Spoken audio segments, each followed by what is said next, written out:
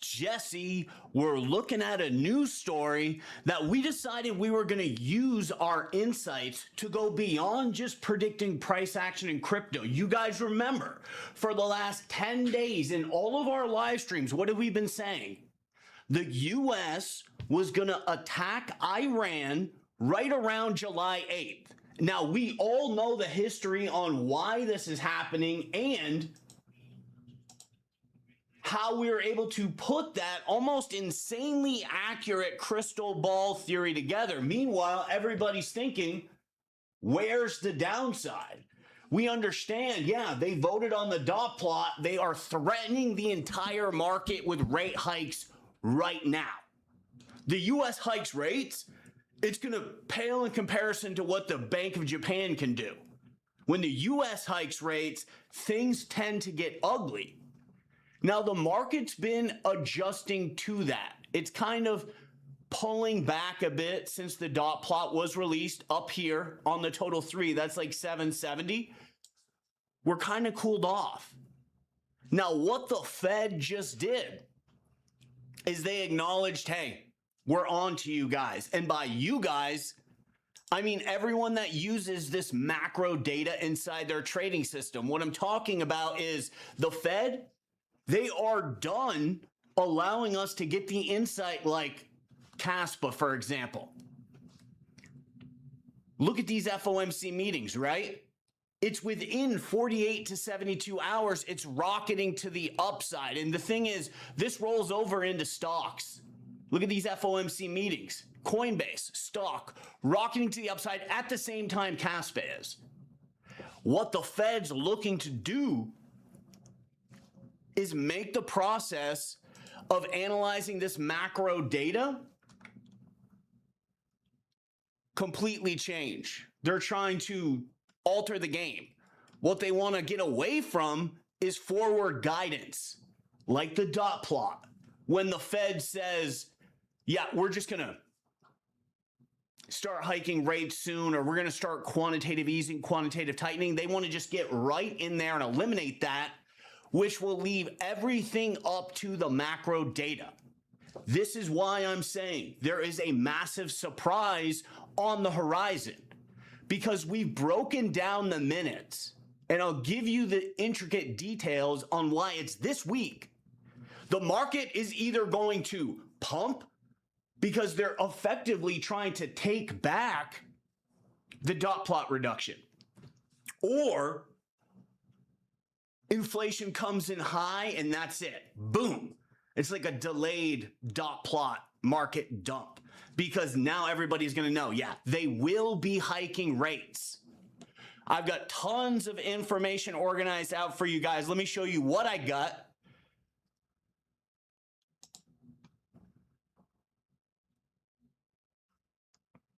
Something that we didn't cover in VIP deeply, we touched base on it, but I wanted to do it on the channel, is this 2028 concept.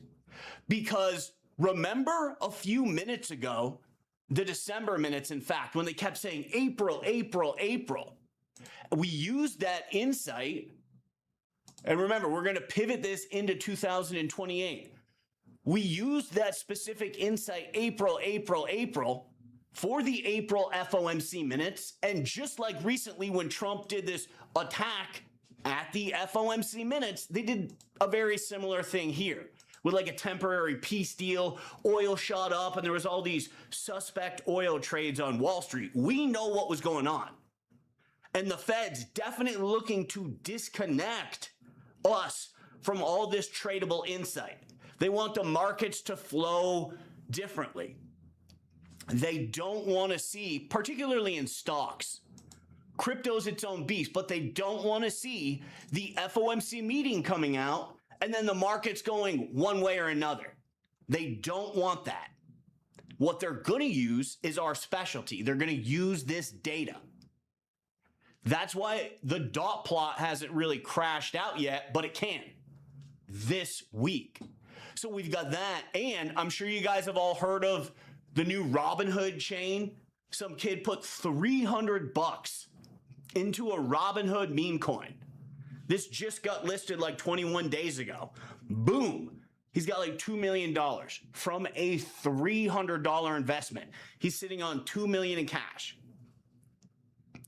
We're going to take a look at what's going on in Robinhood, where our trades are. Right now, it's a bunch of meme coins, but I'm going to point out one DeFi project that's backing up Robinhood, and then we're going to get into some new listings that can come out for Robinhood. And what we also have is the same exact thing for TON. You guys have probably noticed all these stocks, right? The Tesla stock, the GameStop stock, they're all getting listed on either TON or Robinhood and Ethereum.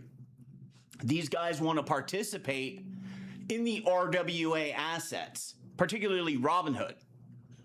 This can really open the door for them. So we're going to go through some TON projects and see, very similar to Robinhood and this Cash Cat mania. Just today, they had this dog one pops up out of nowhere. Dog, Cash Dog, right? And it does 50x just this morning. Meanwhile, these are the TON projects. And most importantly, we're going to connect this all to KASPA, because as we started to deep dive into the FOMC minutes, we're looking at the data task force, these guys that Kevin Warsh has assigned to handle these different areas of the market. They've got a pretty nasty surprise when it comes to quantitative easing. KASPA, previously a store of value project, has been pivoting to AI. So we're going to talk to this and how KASPA is really searching for new catalysts because they're trying to completely remove quantitative easing. We'll break that down and see what's going on. What's up, Riz? Lab. I've been watching Lab, looking for a bottom. It's suspect. It's definitely late in its maturity. I think that there's better projects in that narrative that we can get going, and that'll all happen Wednesday and Thursday. You guys know what's happening then, right? That's going to be CPI and, of course, PPI. Now, for everybody who's regularly watching our show, they recognize, PPI data is what's been crashing Bitcoin. This top right here, PPI data. I want to show you guys what this is here. This might have something to do with KASPA holding that 3-cent watermark as well. What we're looking at here is an out-of-the-box take on Bitcoin's rock bottom. We're looking at the cost to produce Bitcoin. Now, what we can see historically since the dawn of time is, no matter how bearish it gets, 2018, even during the COVID lockdowns, the cost to produce a Bitcoin, this is that value of proof of work for everybody in 2023, one of the really strong points in KASPA, and still is moving forward. And it's something that's kind of been forgotten in the proof of work community. Right now, Bitcoin, it's close to touching base with its low. Now, if the US hikes rates, can this come down and get testy with that purple line around 50, 52K? Absolutely. But it's just a concept to throw out there that also has something to do potentially with KASPA. So back to this week. Remember, that's PPI right there, May 13th. It was a potential rocket for a lot of altcoins. That's PPI data right there. Boom. That's PPI data right there. You see these two tops? Bada bing, bada boom. PPI data. To the day, to the dollar, guys. So we've got that coming up this week. Now, in the event it comes out and it's hot inflation, that's it. The dot plot, we're locked in. Otherwise, Kevin Warsh will be able to back off that. And of course, this is going to roll into the stock market. We can pull up the S&P 500 charts and overlay our dot plots when they're hiking rates. It's bad for the whole US economy.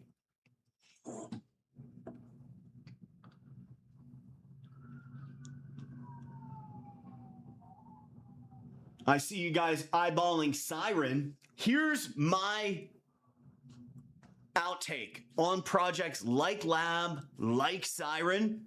They've already had these robust growth spurts. Lab and Siren both saw that really choppy volatility. They have to cool off for a while. Let's just picture that Lab and Siren both rallied back up. They would ultimately become the momentum trading market. And it's just not realistic. It's way more likely that the whales have exhausted their manipulation abilities and now they're rolling on to the next one. The goal is to find those early.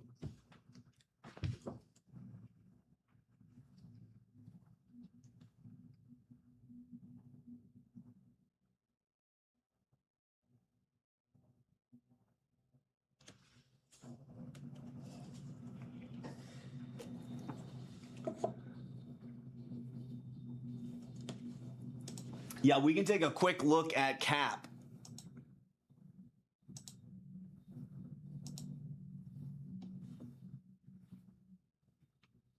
The key here is we really want to wait until we have strong macro confirmation. The altcoin market over the past 2 weeks, since the January since the June FOMC meeting, since the dot plot, it's been dead. We've been looking at the top gainers. What's been happening? Absolutely nothing. The only projects that are posting gains are just recovering from their downside the day before. Everything's really level, and we're just treading water, which, as we know, that can be a bullish signal. It's all really coming down to CPI and PPI.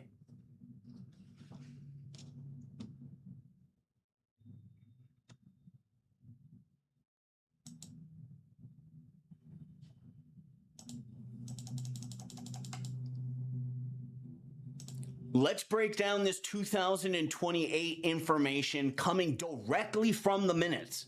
This is something that we touched base on in VIP, but I think it's just super important so everybody can gear their expectations where they need to be. Kind of like since the 17th, it's been really boring in crypto.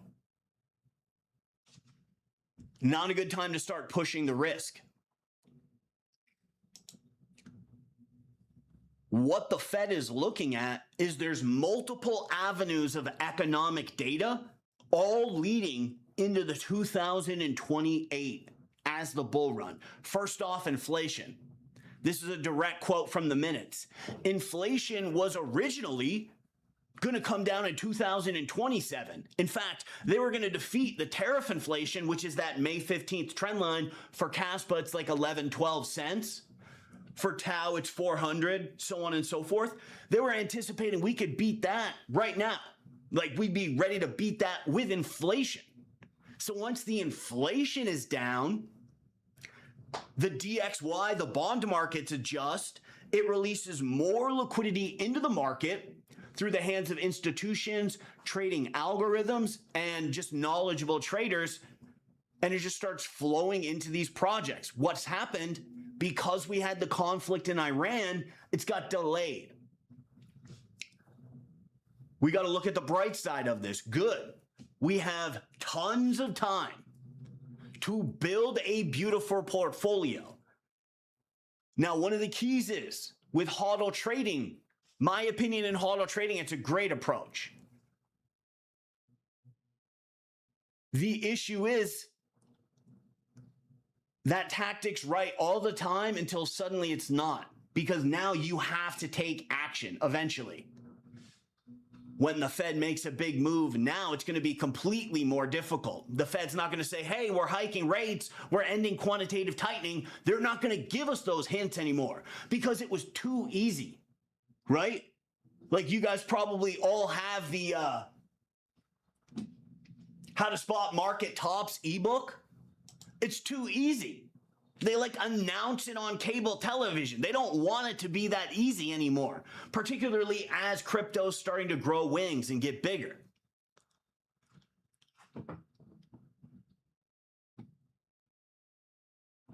With a portion of our portfolio, it's my opinion that it's super important to be active.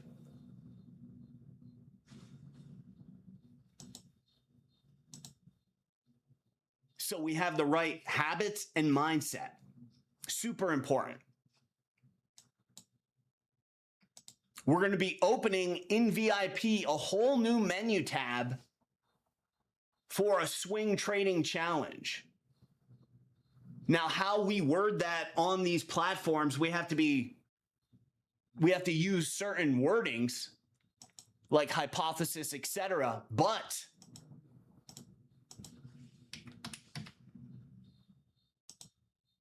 we're going to start a swing trading real-time challenge to post, hey, right now with our swing trading portfolio, it's time to sit on cash. Like, where are you at? What's the status? We're on cash. We're waiting for CPI, PPI. Maybe if we see something really strong, we might want to throw a layer in, right? Like a waypoint, just like 20% of our target investment. For that new menu screen, for this swing trading challenge, we're going to start with, we'll call it 1,500. If you're holding 25K, which is like the average portfolio size, 1,500 is a great place to start swing trading. Over the next 90 days, we don't want to set like a 10x goal. We just want to see, can we 3x this 1,500 in 90 days during a bear market? That's amazing. That's super great. But what's most important is so we illustrate, for one, patience, patience, patience. Two, cash, cash, cash. The key to all crypto trading, specifically for hodl traders, it's all about getting more cash. And with the hodl tactic, people get used to holding crypto so often that it sets them up for failure. So we're going to be opening that just to show real-time strategies based on the macroeconomic data, based on everything that we've been tracking. And of course, right now it's cash and we're waiting for CPI, PPI. We're going to set up our sliding scales for CPI and PPI. In the event CPI comes in bullish, we'll probably go 25, 30%, right? Of this, what do they call it? Book trading. Splash $300-400 into a target project, wait for confirmation from PPI, and then continue layering in with the swing trading portfolio. We want to wait for CPI and PPI because this could rug the whole market, guys. That inflation comes in hot in the dot plot rate hike at the next meeting, which is in 15 days. Kevin Warsh will be saying, we're hiking rates. He will be saying that in the event there's high inflation. That's my prediction based on reading the minutes over and over again.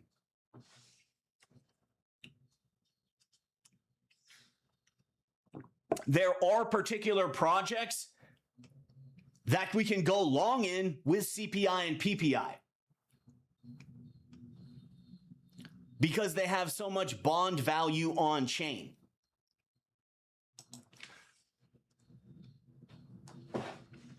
This is a beautiful summary. By the time we get to point 4, which is the labor market, we can see how everything, it's inflation, GDP, and labor market, all three of these pillars of the economy, they're all pointing directly to what, Tate? Just like April. Remember? April. In this last FOMC minutes, they were just saying over and over again, 2028. It's like on every page. And they're talking about all their economic data and how it's affecting it. So remember, April, right there. That's when the market pivoted up. It looks like the Fed's trying to say the bull run is going to start in 2028. So in the meantime, we're looking to dollar cost average into a good HODL portfolio, leaning into AI. Even KASPA starting to pivot towards AI. This is going to be an AI-based, this is like the most world-changing technology ever, guys. Remember back in the Industrial Revolution, they're now manufacturing textiles. That's what you wanted to invest in back in those days, not farming or mining. You wanted to go into the textile investing. This is the AI. And GDP. Real GDP was forecasted to increase into 2028, and it's all fueled by AI. They're saying this AI growth is not a bubble. This is going to go on into 2028 at least. So AI is not a bubble long term. Here's the key about the labor market. The employment rate was expected to remain tight before edging slightly below in 2028. What does that mean? So with the Fed's tools, right, they're trying to make sure there's a robust labor market. That's why, as altcoin investors, we want to see those labor markets come in really low, because that means the Fed's going to have to free up more liquidity to save the labor market. But when the labor market is flush, they do the exact opposite, and they fight inflation. So it looks like they will be fighting inflation until 2028. And then getting ready to have zero rates. The possibility for negative rates is even there. What is negative rates? It costs you money to save in a bank. They're just trying to force you to push your money out into the economy to stimulate it. And what the Fed has really been highlighting is that they want to pivot away from QE. And this can have a huge impact on KASPA, guys. What was KASPA as a store of value project? Their original huge catalyst.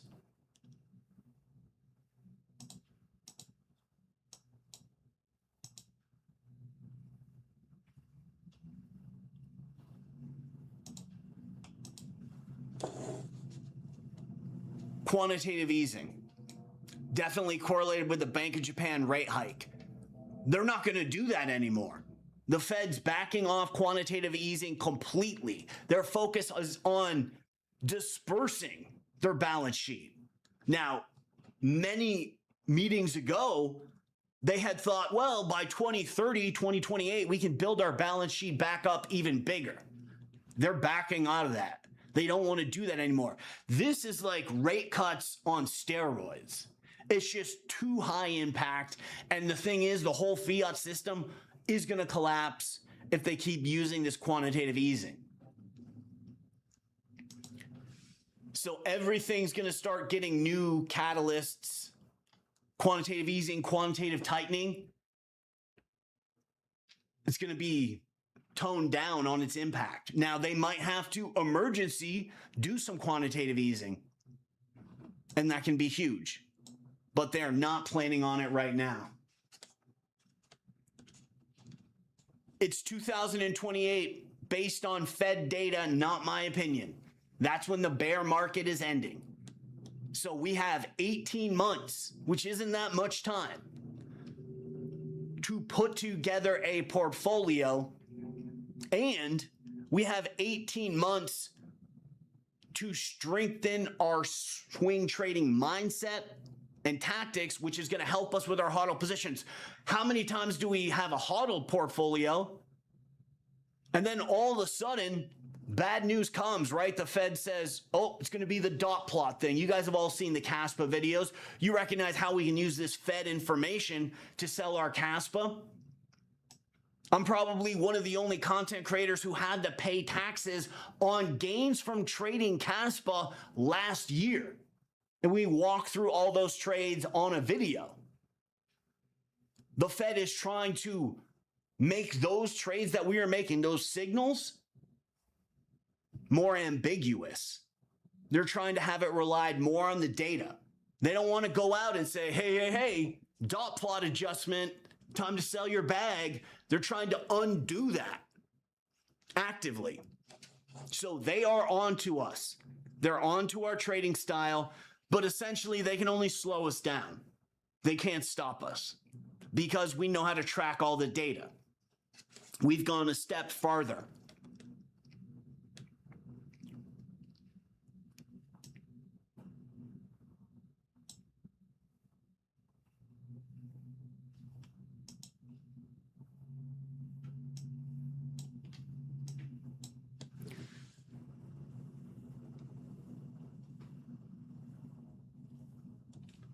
So we've got 18 months. 18 months is a while to stack up an AI-focused portfolio and projects that support AI. Because the Fed there's also RWA. That's a huge narrative.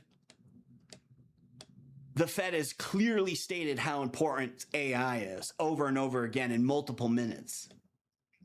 We can understand, even as laymen, that technology is so overpowering, it's going to be a big part of economic growth. And this is another key point that we are just illustrating. They want to remove dot plot altogether. They don't want to give people forward guidance, is what it's called. They're undoing forward guidance. Now, we've been using forward guidance in this trading group for years to run circles and get the clear signals. The Fed's saying, we're going to do this, we're going to do that. It's like, great. They're giving the answers away. They're done doing that. So they are on to us in a sense. And now it's going to be based on macroeconomic data. But luckily, we're no slouches in that area. We have detailed recorded journals, and we're continue to wait. Now, the market has been extremely quiet since the dot plot. This could be bullish, this could be bearish, yet there have been unique pockets of upside that we should cover and talk about, and that includes both Robinhood, which is just starting. Personally, I'm not a big fan of investing in the meme coins, but for you guys that are, now's the time to get in the trenches on Robinhood.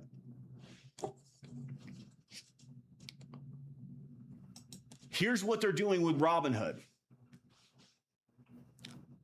Let me zoom in here. They've got the tokenized stocks. This is going to allow retail traders to trade the stock market 24/7.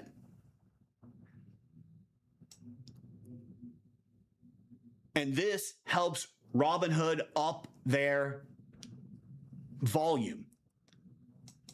They're going to be handling all these RWAs, the stocks, the bonds, the tokenized everything. They have their own Ethereum layer too. And here we go with the projects. It's all running on Arbitron. That's right, Arbitron. Projects most of us have probably overlooked for a while. It's got over a 3x to get back to the October 10th level. It actually looks a lot like SAY. Now, I remember, I believe Arbitron was competing with SAY in the state of Wyoming for stablecoins on chain. And I believe Arbitron won. Can anyone in the comments confirm or deny that? They both have a very similar chart, SAY and Arbitron, and they're both competing for the same type of contracts. And it looks like Arbitron with the Robinhood connection is winning. Now we can go a step farther with this.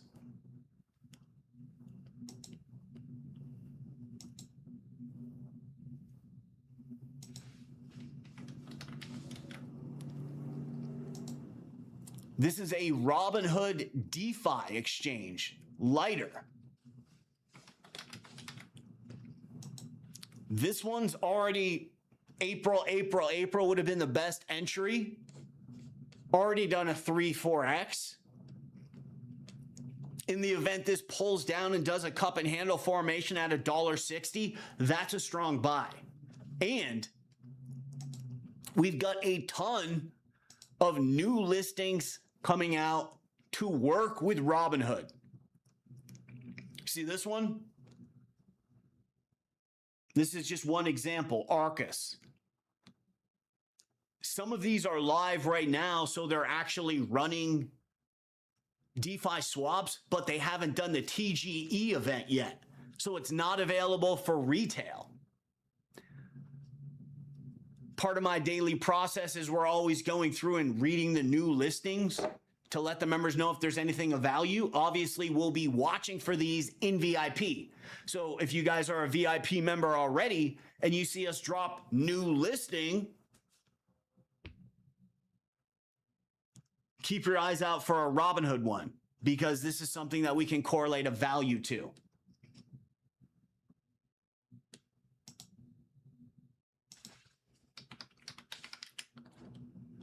Right now, it's a ton of meme coins.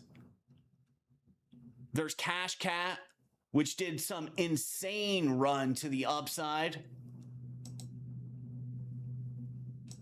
from 125K all the way up to 200 million. What we're looking for is the DeFi plays.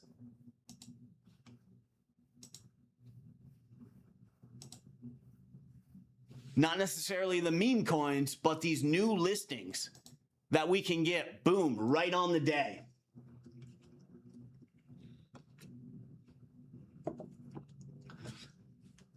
Mag US, I can see you saying that you believe CPI and PPI will be bearish. Here's the thing.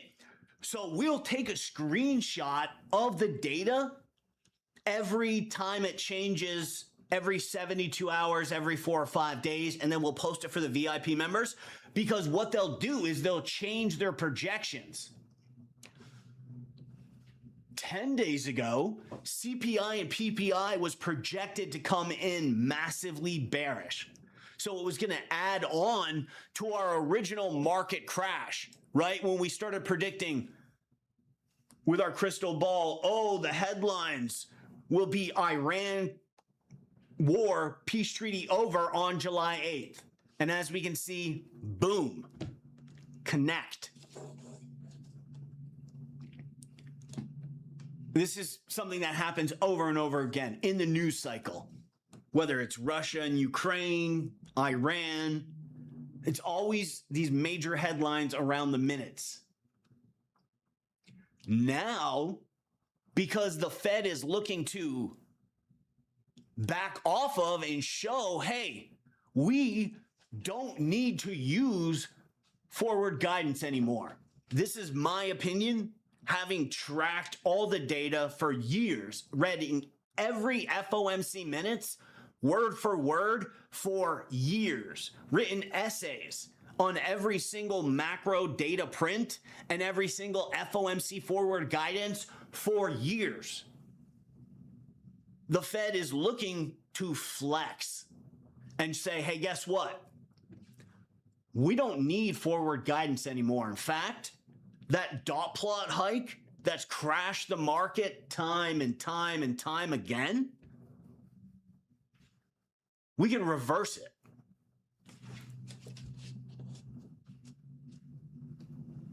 Of course, we're getting into the deep end here, assuming that they can fake or manipulate CPI and PPI data. Part of the data task force is going to be to make sure that they have new updated ways to get that data. They've got all kinds of interesting characters, including a Walmart CEO. He's going to be one of the guys coming in from a real world standpoint on how the economy and what the Fed's doing is going to shape the world for businesses and consumers. So they're looking at it's going to be bullish now. Can you believe that? They pivoted. Right around the time that the dot plot was released, they pivoted. And now it's looking like it's going to be a bullish event.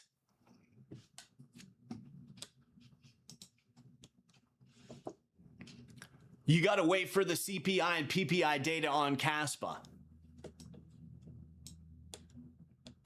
In the event, and this can be divergent, there's a lot of different ways that this data can play out. It can come out CPI is bullish, but PPI, which is the heavy hitter, that can come out bearish.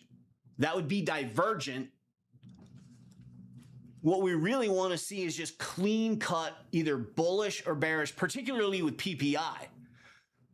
As soon as that PPI data is released, in the event it's bearish, showing high inflation, you can wait. Wait for a rate hike. Although KASPA, very similar to Bitcoin, has a cost of production factor, right? Like we're seeing Bitcoin really never gets below that cost of production. The amount it is, you know, it's a proof of work. It's ultimately energy stored on chain. So I was unable to find that exact data for KASPA, but we can assume it's right around this range. Been holding KASPA steady.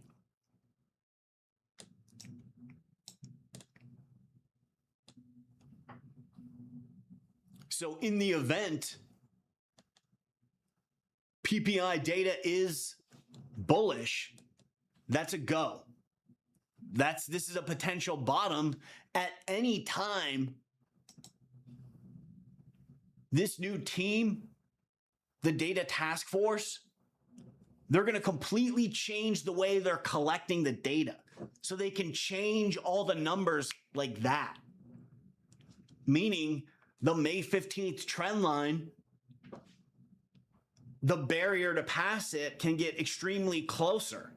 And it's very unlikely, specifically for crypto, that it can get lower.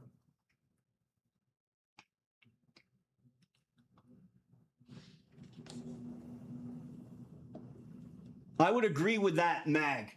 Absolutely. After the midterm ejections, then we get some more downside. I absolutely would agree with that hypothesis. What we're looking at here is we still have the prior 3 dot plots, and then the FOMC minutes is at those arrows. And it's been crashes almost exactly then. A bit of a downside here and then a larger downside at that next meeting. This might be the setup we're walking into now, particularly if there's high inflation on Wednesday and Thursday. Then at this meeting, Kevin Warsh hikes rates and we see that final downside. A lot of our target projects have pulled back to the targets where we were projecting they would go to. Right? There's the June 17th dot plot. Before, right? We are always projecting, hey, this is going to come down to at least this $10 target. Now they hike rates, we can go even lower. We can go down to 4 on VVV. So some projects are feeling the pain, others are not. Bitcoin, for example, is holding up.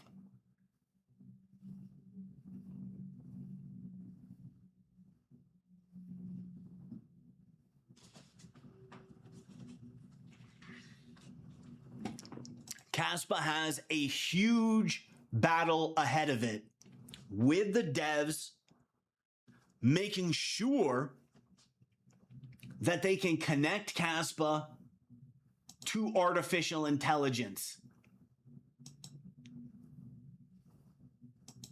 Particularly now that the Fed has taken quantitative easing off the table. Our original thesis for KASPA as a hodling project, we're going to wait until the Fed can fix inflation. Let's say that Jerome Powell just had like another 8 years as Fed chair. What he would have done was build his balance sheet back up. They're pivoting away from that. And we can already see that with their treasury bonds. They're pivoting away from that. So KASPA is going to be looking for new catalysts.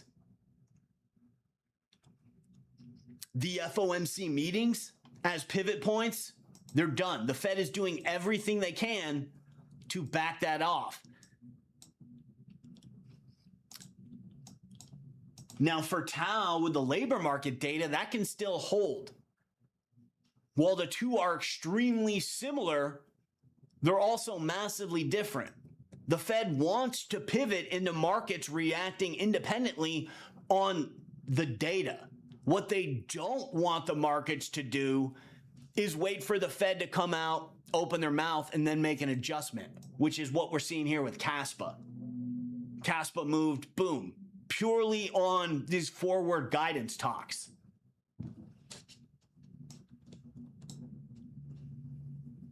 Almost too easy. So we're going to see, in my opinion, a lot more of these patterns start to emerge.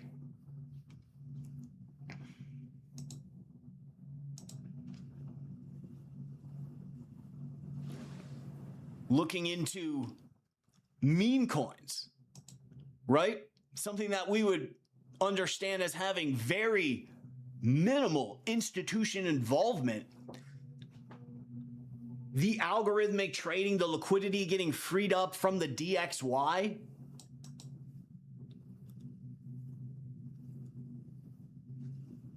The #1 meme coin on Ton, this rubber duck, has consistently jobs report, jobs report. That's a jobs report. No, excuse me, that's not. That was the April FOMC meeting. This is a jobs report.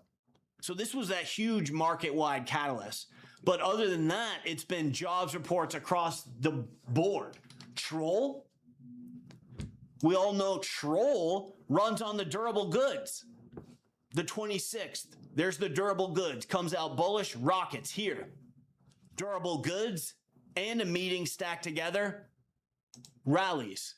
Even, and this is why it's so important to wait for macro catalysts right there. That kind of elbow seems like a strange pivot point that nobody could trade. That is a durable goods. So you wait for it, you see the data, and then you execute the trade. The new menu screen that we're going to be popping up, that we have to word very carefully, we'll call it the $1,500 book trading challenge, right? We're going to have signals like right now it's cash, and we're waiting for CPI and PPI to confirm.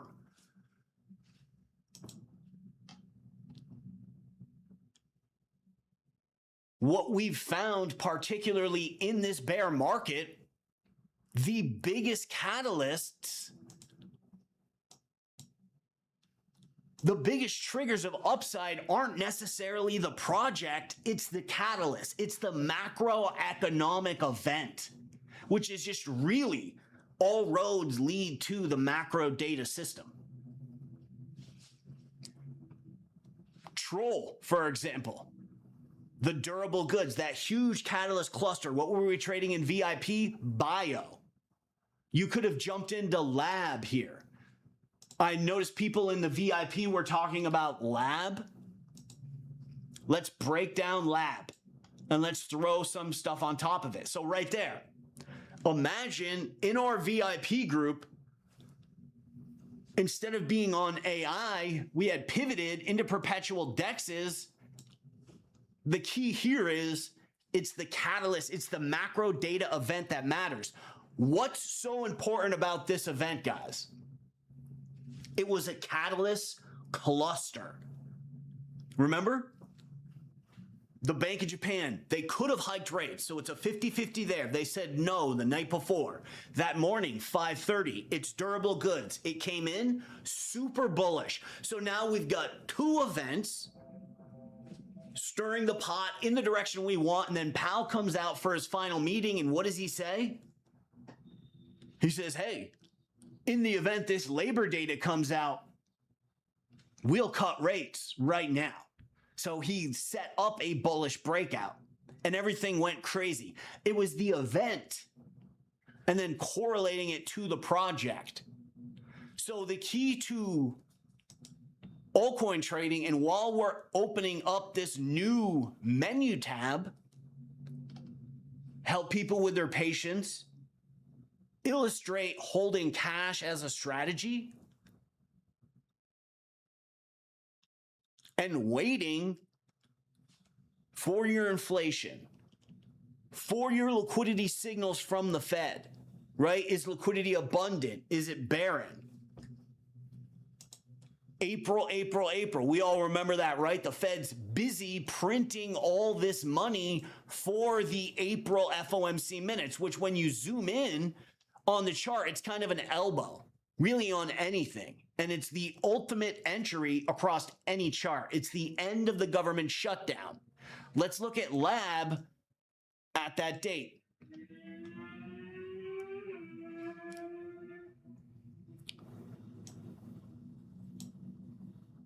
Right around that FOMC minutes, Lab is running from 20 cents to 30.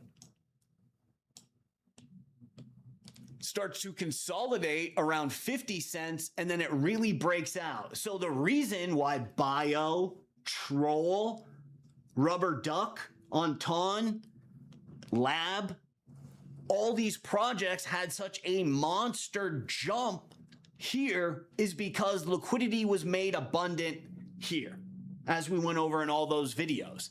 So what we're looking for now through the macro calendar, for one, in VIP, we already have this data. We know where we're at in liquidity, when liquidity is going to be abundant, when it's going to be brief. We're waiting for the next signal that's going to unlock it.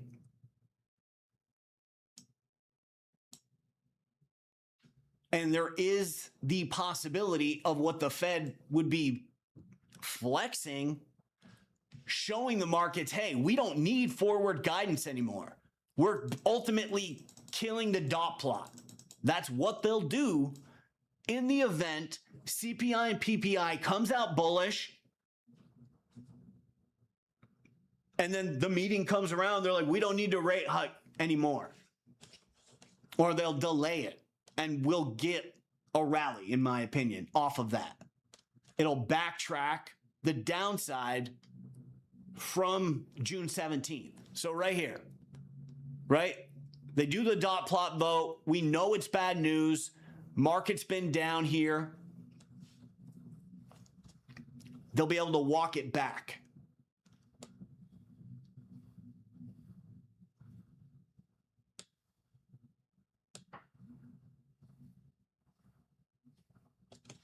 Awesome question about XMR, Mr. Blockdag. Let's get into Hoppajack 254's question.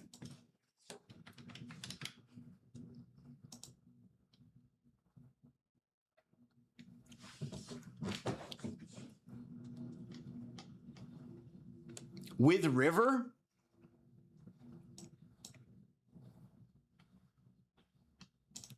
we may be seeing some of that concept that we were discussing with Siren, with Lab. It's already had its day in the sun. The whales, the team that was doing all those DeFi connections, everything, the catalyst, it's already kind of gassed out and could be on the sidelines for a while. Now, STBL,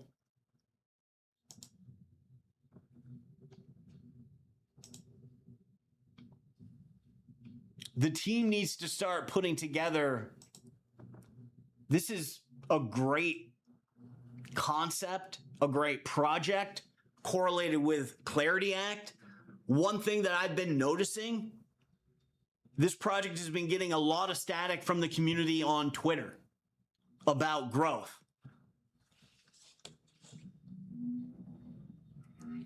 Stable still hasn't had its day, but by 2028, because remember, guys, we're smack dab in the middle of a bear market. The Fed has explained in detail inflation is coming to an apex in 2028. The GDP which is what it's all about, is coming to an apex in 2028, and the labor market. So we've got a 3D triangulation of economic metrics all coming to a head in 2028. And it's then the labor market will start edging down while inflation is under control. That was when Powell was originally planning on stacking the balance sheet, which would have just been, oh, dream payday, right? The Fed starts building the balance sheet. We are set, turbo vet. They're going to do it a different way.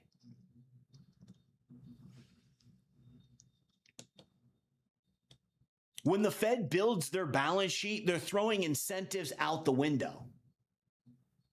They're just jamming it down the economy's face. It's really brute force, and it's definitely overpowered. As we can see, this is why crypto got so popular and the whole GameStop phenomenon during lockdowns.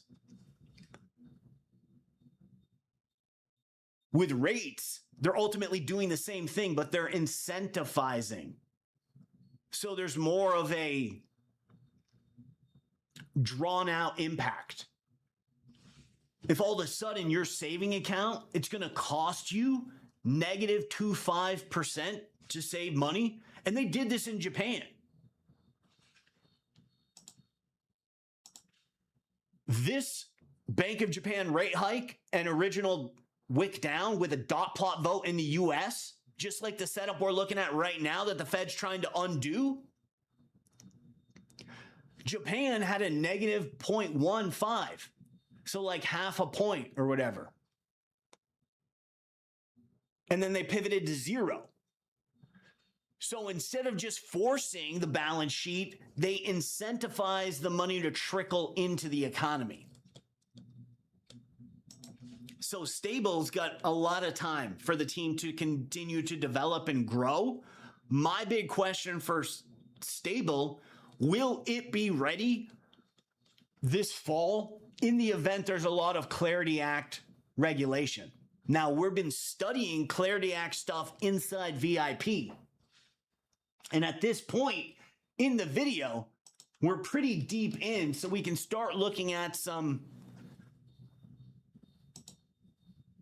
pretty heady trades that I'm looking at grabbing for CPI and PPI.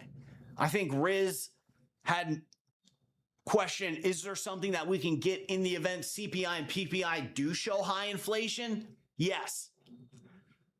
The last CPI and PPI print was high inflation. And look at this project. Do you know what this project does?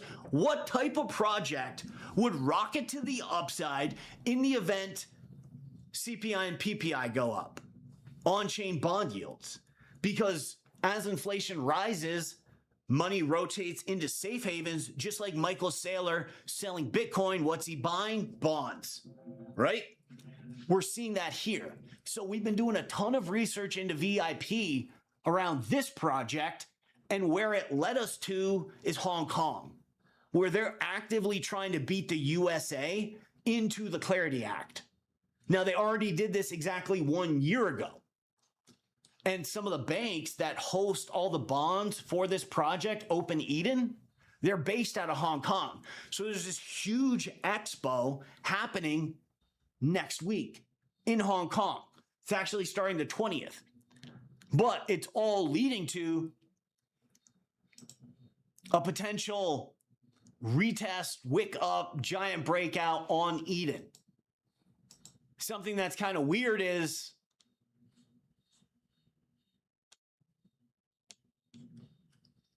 we are getting a death cross, which can lead to a spike. And also when it's really this lateral, when you're having a sideways project, you can get a death cross into a golden cross.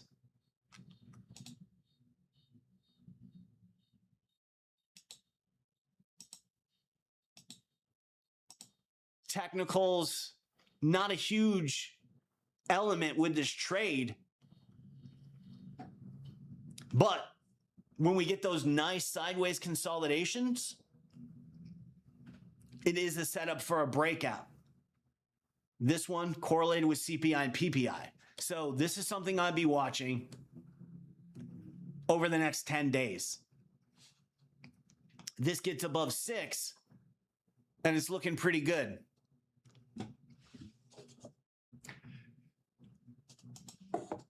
So there's really something interesting happening with XMR and Zcash right now.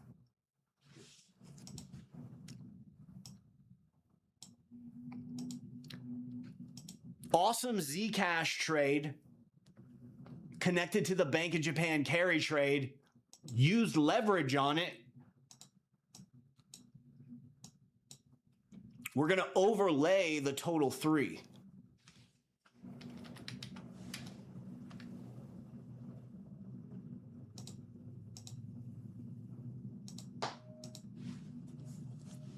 Okay, and then zoom in. Check this out.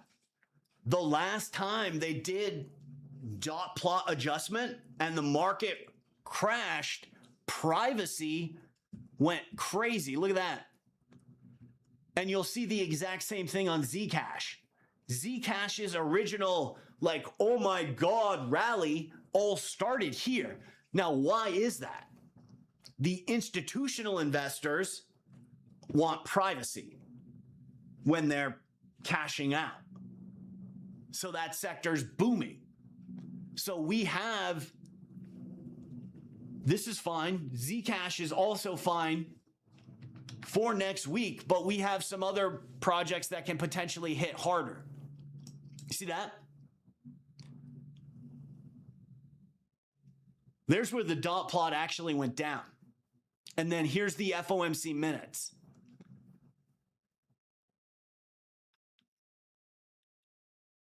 Huge run for a big market cap project.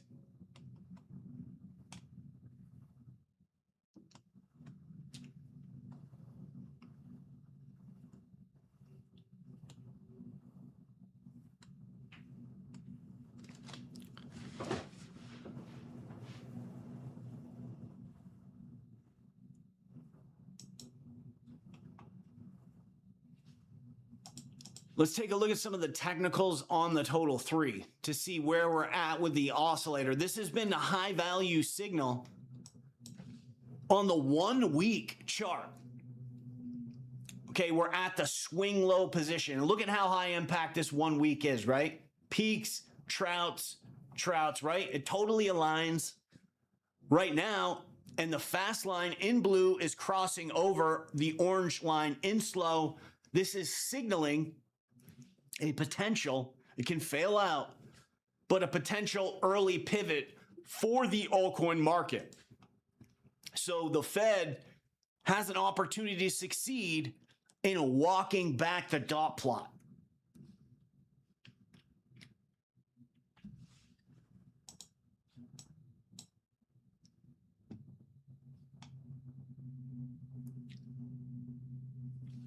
All right, I see we've got a gem hunt here. Let's take a look into it.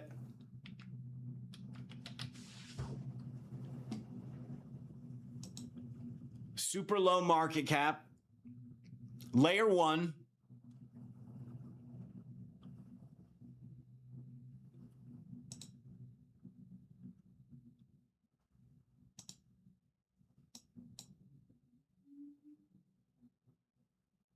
It doesn't even have a...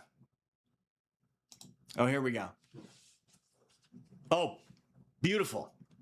So what they're doing is this new FHE encryption.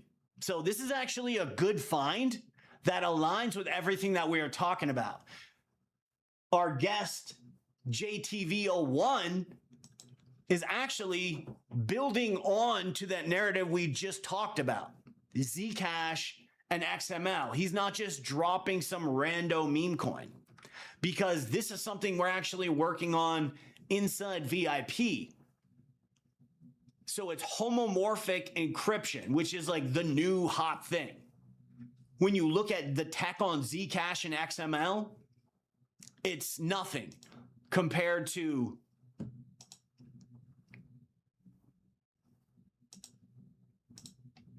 what this can do.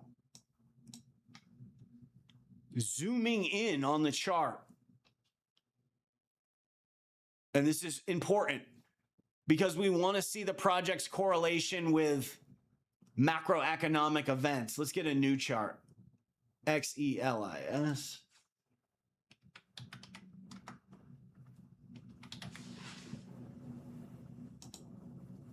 Okay. So again, like we were mentioning, it's events,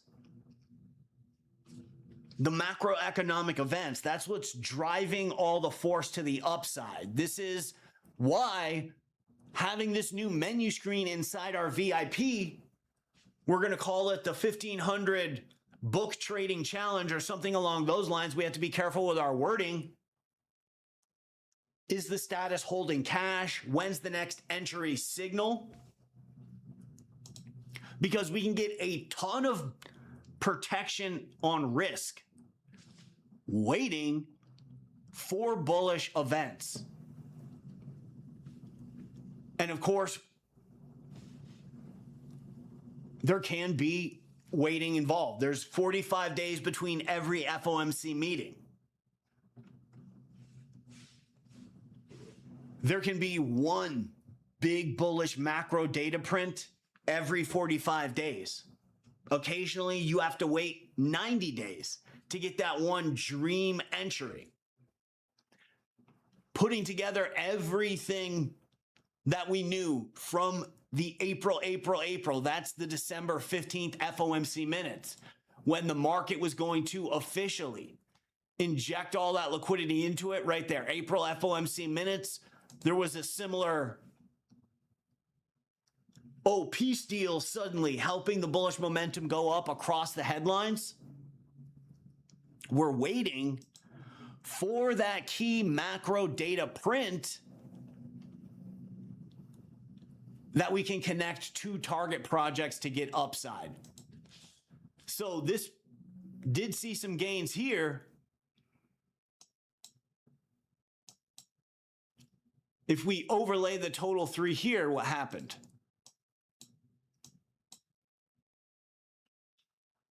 It saw some growth. Like Zcash and XLM were rocketing up. This one saw some growth, but for whatever reason, it didn't really catch on. I think that there's a lot here with the type of project this is, but I'm not sure that's the most bullish chart. Let me give you another example in this niche. Same technology, homomorphic, right?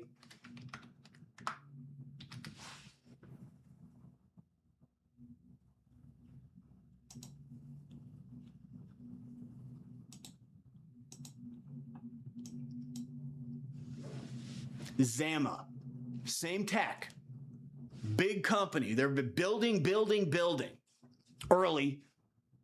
Just got released really recently, which is great because there's not a lot of macroeconomic resistance like on KASPA, like on Tau. We're going to eventually have to fight tariff inflation. Sometime in 2027, tariff inflation will be cooled off, and then KASPA can start its journey back to 12 cents. Also, and this is really important, at some time, the new data task force can, and in my opinion will, adjust all these numbers that can reprice everything dramatically. So Zama doesn't have a lot of this overhead resistance, guys. This is something that we already started layering into on VIP. This is something with bullish CPI and PPI can definitely be part of the challenge trade. This is strong. It's got a clear symmetrical triangle, which we know can break either direction. That just means a move's happening. It could be bullish, it could be bearish. So we read the data, and then we'll be able to get a stronger connection with the sentiment. Exactly like Banker Bob recently out of durable goods.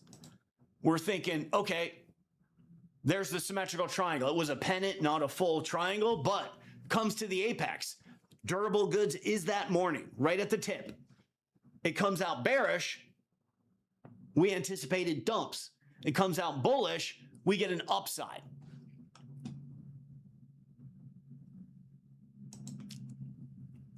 So Zama, really ready to do something right here, got stopped out at a durable goods from a court case. Had nothing to do with Zama. One of their smart contracts run by some overseas DeFi project got locked up just for like 4 or 5 days, and then it got overturned by the court. So that's like the all-time high level. 38. We're at 34 here. So I like Zama, and this could be a slow burn. This could flip 40, consolidate, and then continue moving upwards.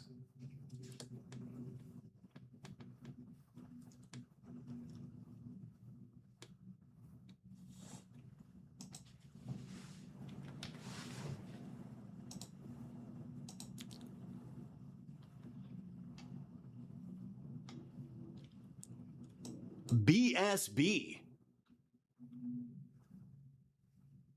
Since the dot plot came out, it's crushed BSB. It's been on a massive pullback.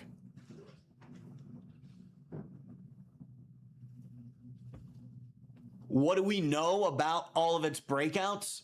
Well, this is an RWA project.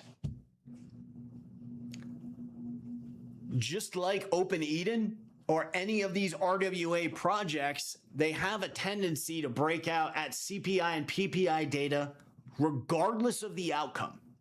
So even in the event PPI comes out and it shows divergent data, right? Like kind of some of it was cool, some of it was hot, right? So you get like a neutral read, which are the worst because now it just bores us even more. Now we've got to wait 2 more weeks for the next print. And that can be divergent and just continue waiting till we get a clear print. Okay?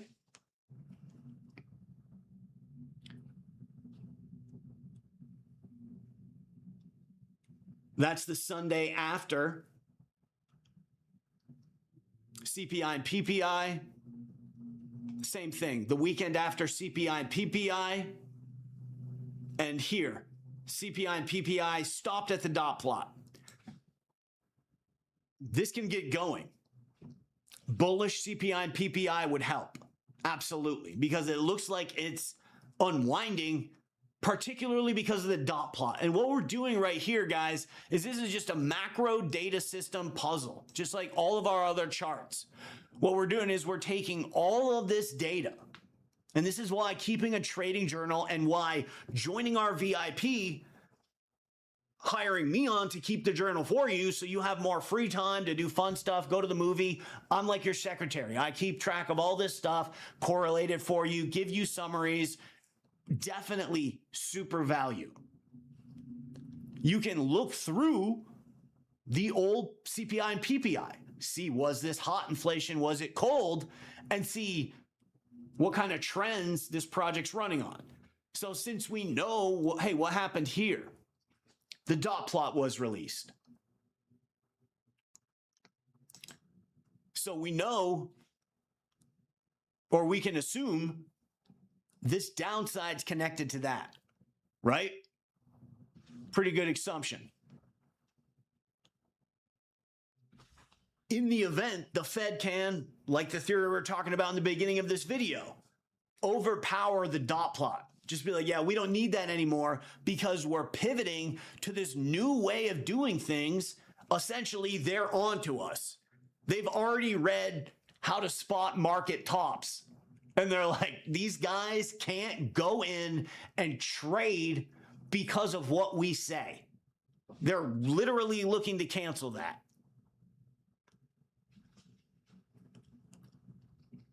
The May 15th trend line, when Powell comes out and he says, hey, I'm giving you forward guidance, they're trying to back this out. They want it to be all data. So no longer is Powell going to come out and say on May 15th, in the event inflation continues coming higher, this tariff-based inflation, et cetera, we're going to start hiking rates. Things are going to go bad for the market. He gave forward guidance. Very easy to spot those tops. They're not doing that anymore. So they are on to us. Here's another one. They gave forward guidance. Hey, we're going to crash the market. And then they did. They're not going to give us those clues anymore. So it's going to be a little bit more difficult.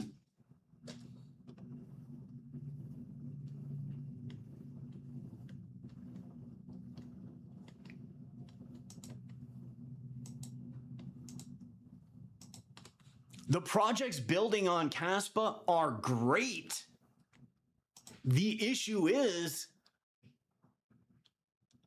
as you guys know, a lot of people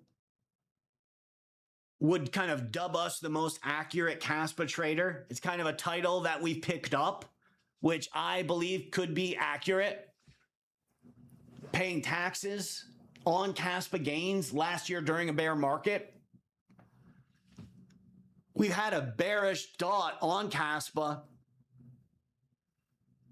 since the FOMC minutes, and this photograph, this chart was taken 12 hours before the market crashed.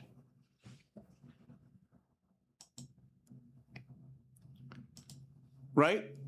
Right here, we took the photograph and we said KASPA's in a bear market until Powell retires, which he just did 45 days ago. So now KASPA has an opportunity to get out of its own bear market. And these projects running on KASPA's chain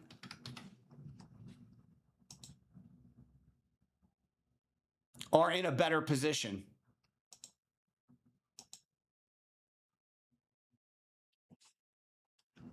And it always starts with the meme coins. I mean, the volume is super low right now.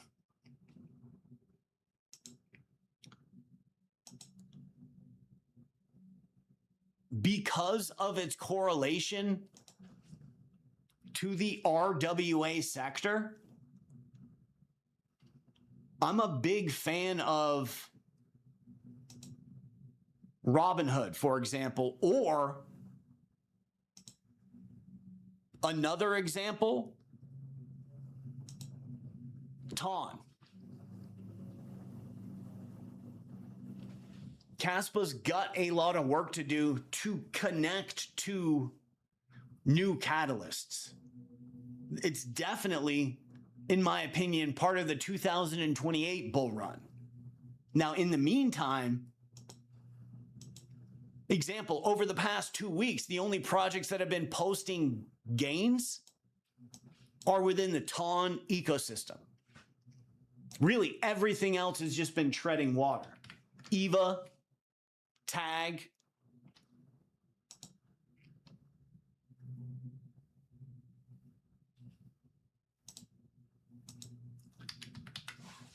CFG. This is a project that started to lock in some gains, although I will say this, everyone who read the minutes regarding CFG, our original thesis on this from an FOMC minutes, actually we were trading it down here, picking it up at 12 cents, 13 cents. We liked the fact that these wicks, where were they going to? Directly to the May 15th trend line. At first, we thought it was a coincidence, but then after 2 weeks up there, we said, hey, there's something going on here. Actually, the tokenized credit, the entire credit sector is performing very bearishly right now. So this is kind of potentially a future discount on CFG, despite incoming macro data, just because its sector, tokenized credit, is performing so bearishly.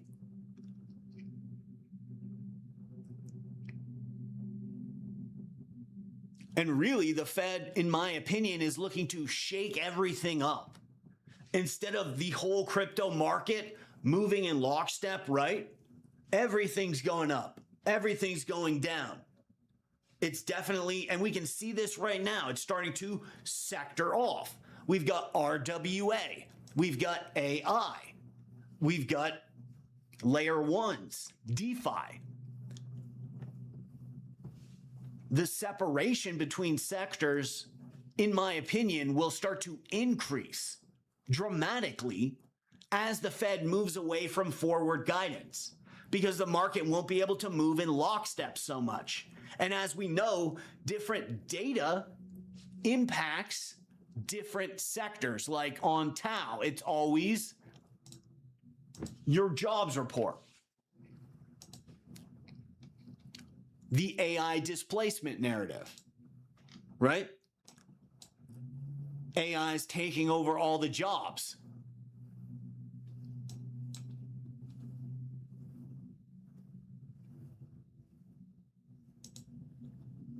Same with durable goods, connected to robotics, artificial intelligence, more AI agents. So it's my opinion, moving forward, we're going to definitely start to see more of a sector-based market. It's not going to be moving in lockstep so much. And with that in mind, KASPA is a 2028 breakout, almost indefinitely. And this was an original thesis based on the Fed's old way of doing things. With their new way of doing things, they just took one Uno card away from KASPA. They've now got to find a whole new store of value. There's not going to be a lot of value unlocked into the market. Those store of value layer ones absorbed a ton of capital during all this quantitative easing, and they're looking to back off of it. This is like the essential crypto run. Had a ton to do with QE. And you guys watch this channel, you know how important this is and how correlated it is to the Fed. The fact that they're backing off of it now can really change the market. And I believe we're going to start to see a more fragmented sector by sector, macro data by macro data market appearing. And the up and coming sectors, RWA and artificial intelligence, just hands down. KASPA's still working to become part of the AI sector. What was part of the original bull thesis on KASPA? The KII. They haven't done a lot. Now, these smart contracts coming in can open the door for them to make a move on it.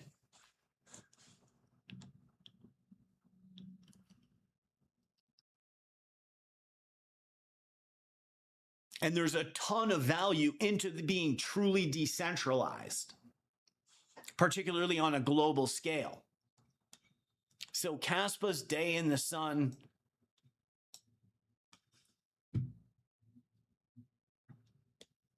push back. Now, at any time, it can have a sudden adjustment based on the data task force, adjusting all the metrics, and that can be market wide. But there's plenty of time to build a KASPA bag.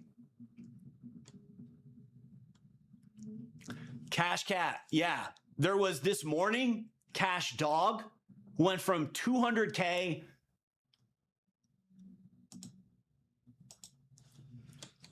Here's one that I believe could run in the event that there's good CPI and PPI. The reason I think that this one is so good is, one, it comes with a game. That's not really that big of a deal, but it's one of the only RobinHood projects listed on crypto rank. So I've researched, what did RobinHood Pepe have to do in order to get a crypto rank listing? There's only four, excuse me. There's Cash Cat, Juggernaut, Hood Rat, and RobinHood Pepe. These two are both 10, 15 million market cap.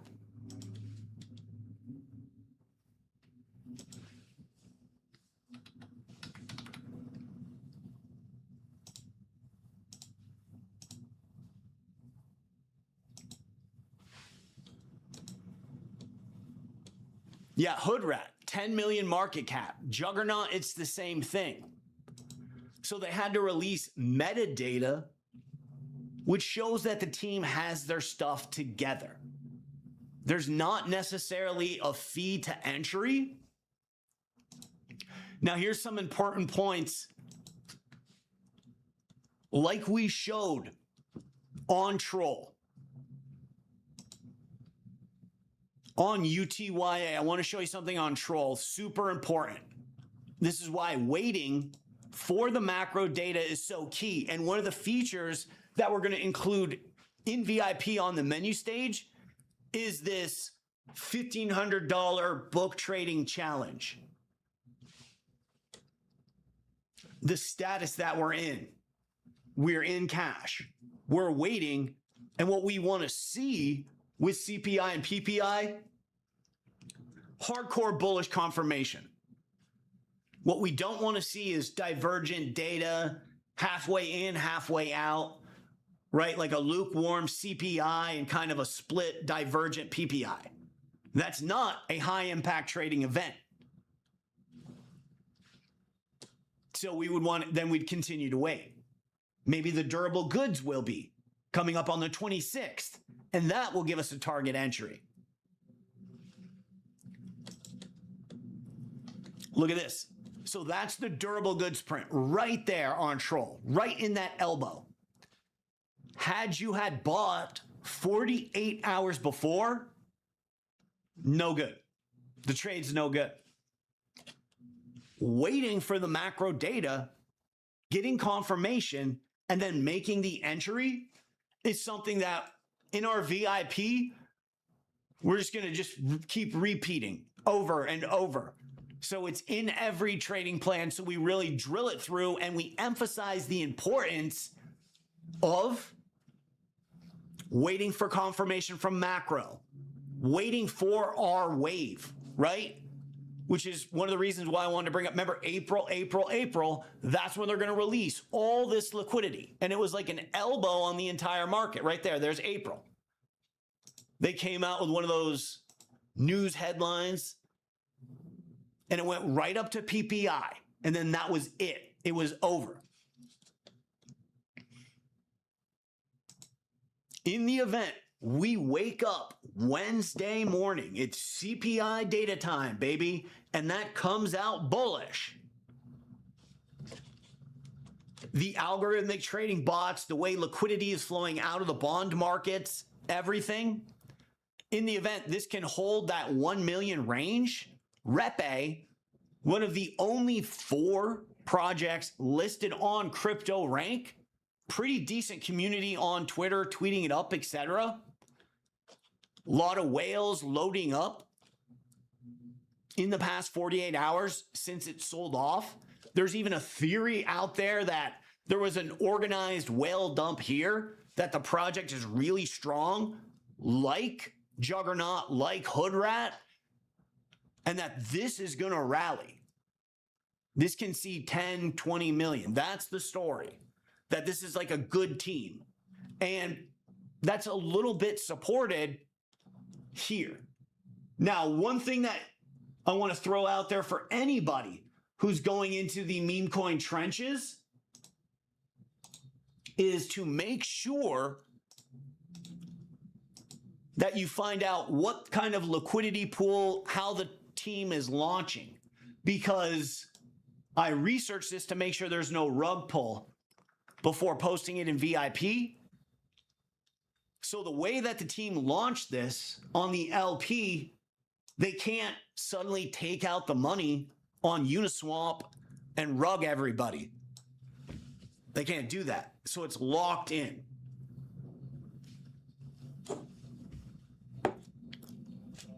So something worth researching if you guys are in the trenches. And This is obviously extremely high risk. We normally wouldn't go down into this layer of the market, but because Robinhood is new, worth it. So remember, there could be one of these troll scenarios where it dumps like the night before. So definitely waiting until data, as always, the supported approach, and we'll be opening up a new menu screen in VIP to help people with their patience, staying in cash, rotating in cash, etc.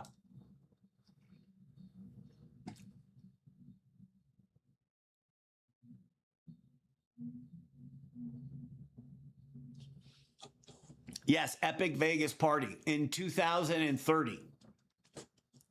Because this bull run that the Fed is looking to put together is going to be great and can potentially be extended, particularly since they're not using quantitative easing. They'll be able to hold rates down to zero, maybe even negative for 2 years, 2.5 years. So it goes from 2028 to 2030. That's going to be, guys, when it's on, right? Like it was from 2023 up to here. All the gains, crypto, super popular. That's when it's going to get going. So there's plenty of time to build that portfolio, focus it around AI. This isn't my opinion. This is what the Fed is telling us. AI is just such an enormous part of the economy. It's not a bubble. It's not a bubble. So super good stuff.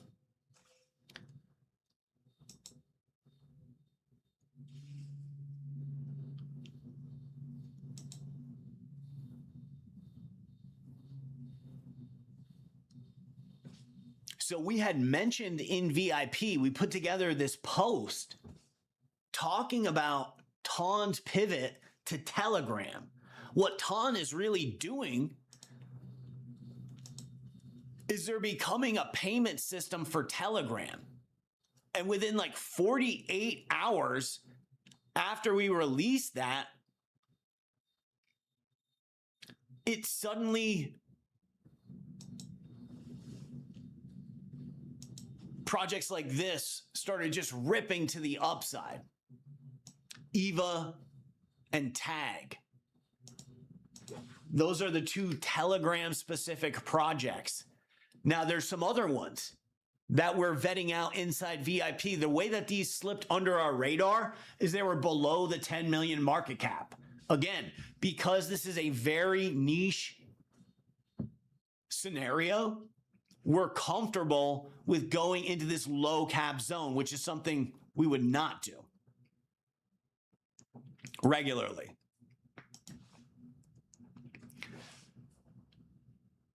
Similar to Robinhood, Telegram is going to be trading all these tokenized stocks.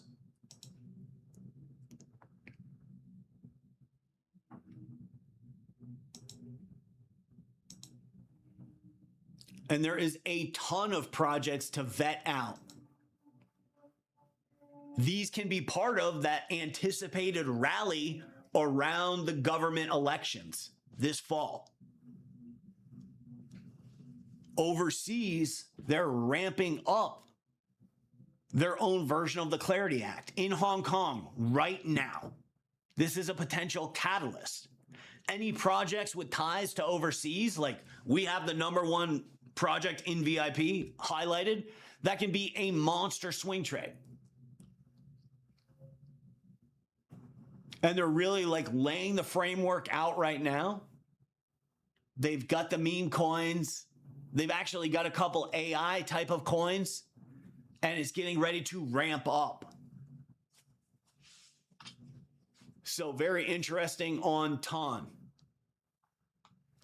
And you can really see the difference with Ton RobinHood, the strength of these ecosystems versus KASPA. KASPA has its own strengths, being a decentralized proof of work project, like we were showing on Bitcoin. It has kind of that value of manufacturing it because it's proof of work, right? Like Bitcoin never falls below the electricity cost. KASPA, same type of concept. Plus you get that extended privacy, but still, because it's fair launch, has a ton of growth to do before it can really start to compete with Ton and RobinHood. So I'm personally more interested in getting in the next DeFi gem on RobinHood or Ton for the next rally, with a focus on RWA and AI, and then rotate into KASPA later. Cash, cash, cash. Holding cash positions and waiting, extremely important tactics. And it's boring. You'll get bored out of your minds. An example, you cashed your KASPA out correctly, perhaps at the May 15th trend line, the retest of it in June, or even later, right before the market crashed, and now you're holding that KASPA cash for a year. It takes a lot of discipline. So this new menu screen is going to be part of that. What status are we in? We're in cash. What are we waiting for? We're waiting for CPI, PPI. What do we need to see to lock into it? We need to see clear bullish. Okay, we're not going to go in on divergent data. We're going to go in, boom, when we get that hard signal.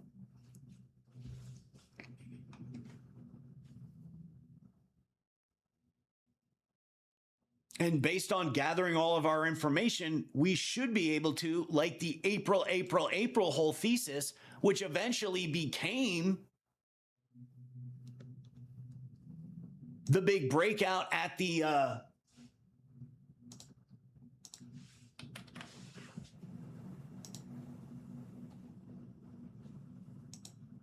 when Zcash, Bio, Lab, everything rocketed to the upside. That's a great hodl position, by the way, Lab. Everything was rallying right after that April. The liquidity dumped in, and then we had a cluster of catalysts. It wasn't just one print. It was no Bank of Japan, durable goods, which came in clear bullish, and an FOMC minutes. So as always, we'll be reviewing the incoming macro schedule, getting everything set up, putting together all the puzzle pieces for what we know, and looking for the big catalyst cluster, where really, as long as we figure that out the day, you can't miss. You could miss gains, but you're not really going to take a kick to the teeth. And you can push the risk there as well. Getting into more degen stuff like your trolls, right? Like your UTYA. What's actually important there is the event. And this is what we specialize in. This is our specialty. This is what macro data systems is all about. My goal, my task is to make you guys operators of this system independently.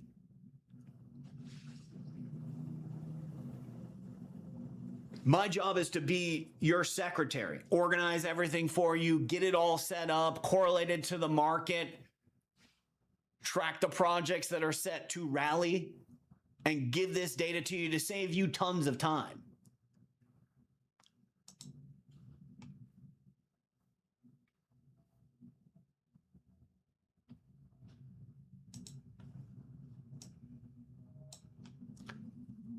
There it is right there, Zcash. So the next catalyst cluster, we haven't put our bead on it yet, but we'll know. And there'll be one in the next 90 days. Like you guys were hypothesizing, most likely, yeah, it'll have something to do with the government elections, or it'll be around this fall.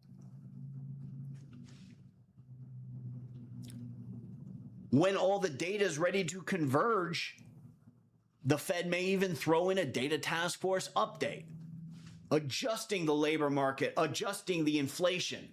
That can reprice everything. How does that work?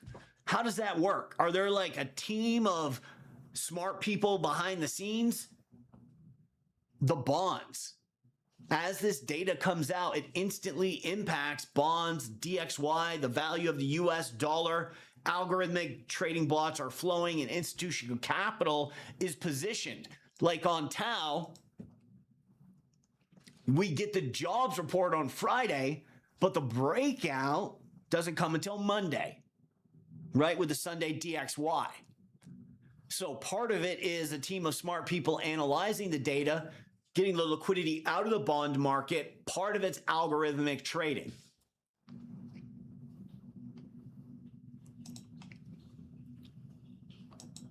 So if you guys are into meme coin hunting, which I personally do not do, but am making an exception for this RobinHood chain, now's a great time to do that. We've got this low rug probability. The team can't rug it because their LP's locked up. It can just be jitters. There's a game on chain, which is rare. There's a growing community. In the event, it's Wednesday, Thursday. Excuse me. CPI data comes in. This is a high risk, high return. You can get into a meme coin. Try to catch that 5, 10, 15xer. We're at 1 million market cap. All the other ones listed on crypto rank are 10 million and above. And as I explained, there's a hypothesis floating around online that there was a group of whales that decided to orchestrate the crash. And just reiterating the original point that we're just punching home to everybody. Wait until the macro event. What just happened? July 8th FOMC minutes. So in the event you wanted to get into this guy early, you wait. Okay? You don't buy here, right? On July 8th, you wait until the minutes is released, and then you get it.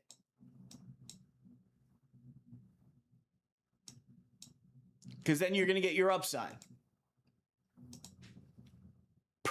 It'll protect you. Like on Troll, everybody was like, sweet, Troll's going to go 24 hours before the print, durable goods. It dumped. Okay? And then bounced. So you could have got a sweet bounce play, saved yourself, protected your capital. So we'll be opening a new menu page based around like a $1,500 book trading challenge to see over 90 days using macroeconomics, using our strategy, correlating it to altcoins, how much upside can we get? And this will also help traders because we're going to be waiting for the cleanest, clearest shots. We're going to be holding cash, waiting for clearly bullish data. We do that, and we're good to go. We've got the armor of being right. And when you wear that into battle, you'll do good. All the mistakes come from expanding that. Well, this is still a pretty good print. Like people were asking in the beginning, what can we trade if it comes in hot inflation? Do we really need to trade with hot inflation? Knowing that the dot plot will be squeezed, it's pretty fiendish, right? Maybe it would be better to remain patient in that scenario. Although there could be some projects that are correlated with upside.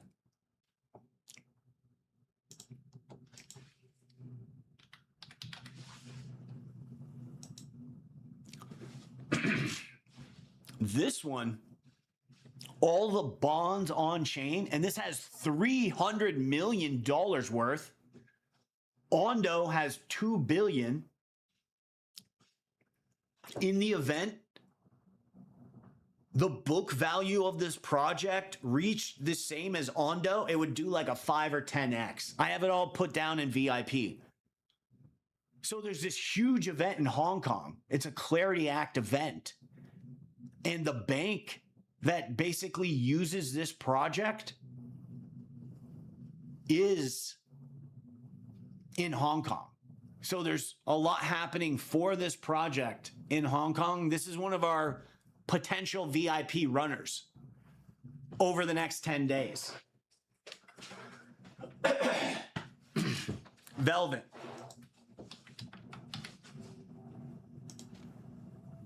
Okay.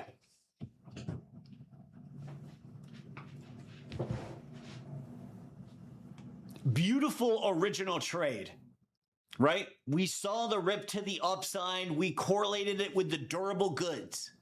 We got all of our VIP members in, and we get super greedy. Some of us were taking profit here, just like on Troll. What happened? The night before, 24 hours before, excuse me, just 24 hours before, a potential super bearish print, which actually came out, it was a super bullish print, came out bearish, like 12 hours before it crashes in the middle of the night.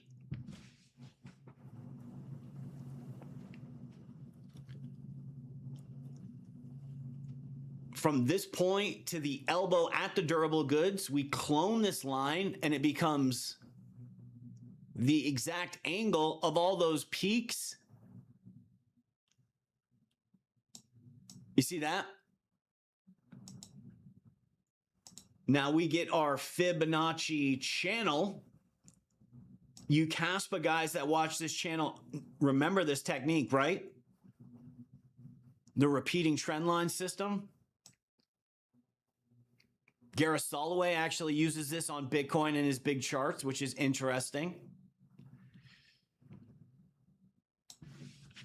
So we're seeing a lot of support here on the golden pocket, which is good because now our angled Fibonacci is telling us a story.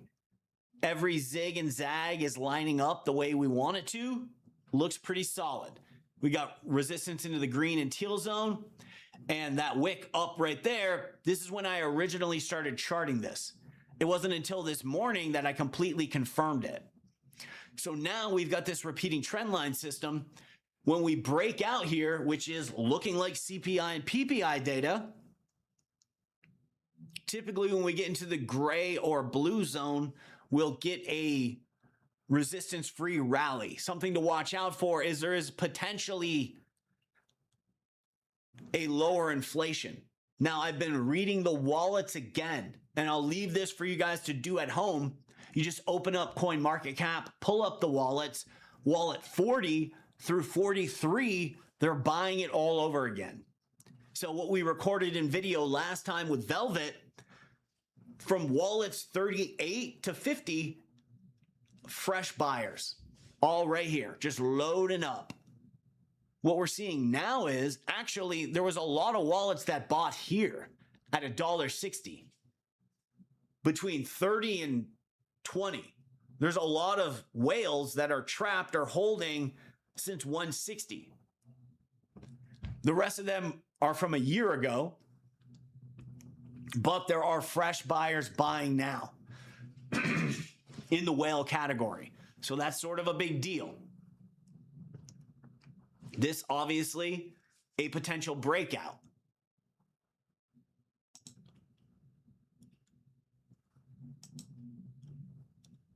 We want to be mindful of this.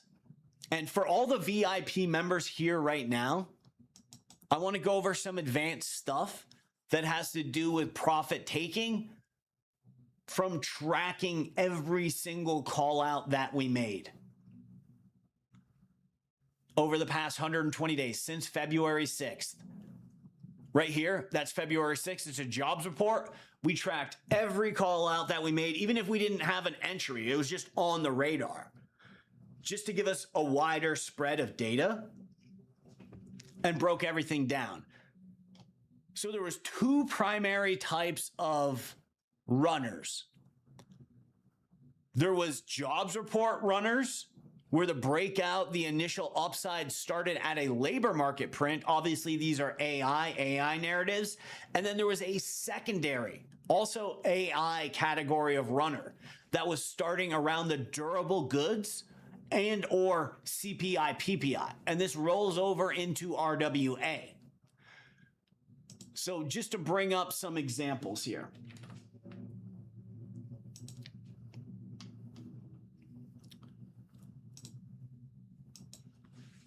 Actually, Velvet's a perfectly good example, because what we're finding is a repeating trend for how long upside will hold itself, will be established, and at what point are we holding for too long.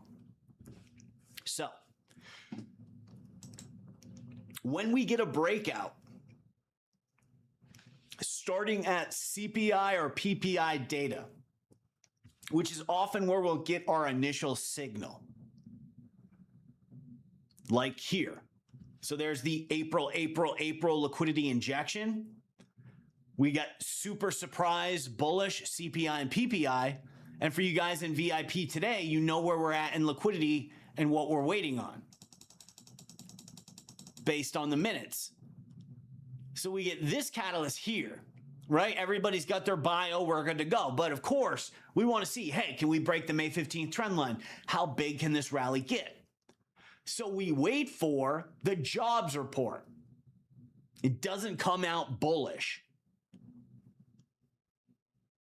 And then eventually PPI came out, and that was the big show-stopping PPI where Bitcoin crashed everything. May 13th, right?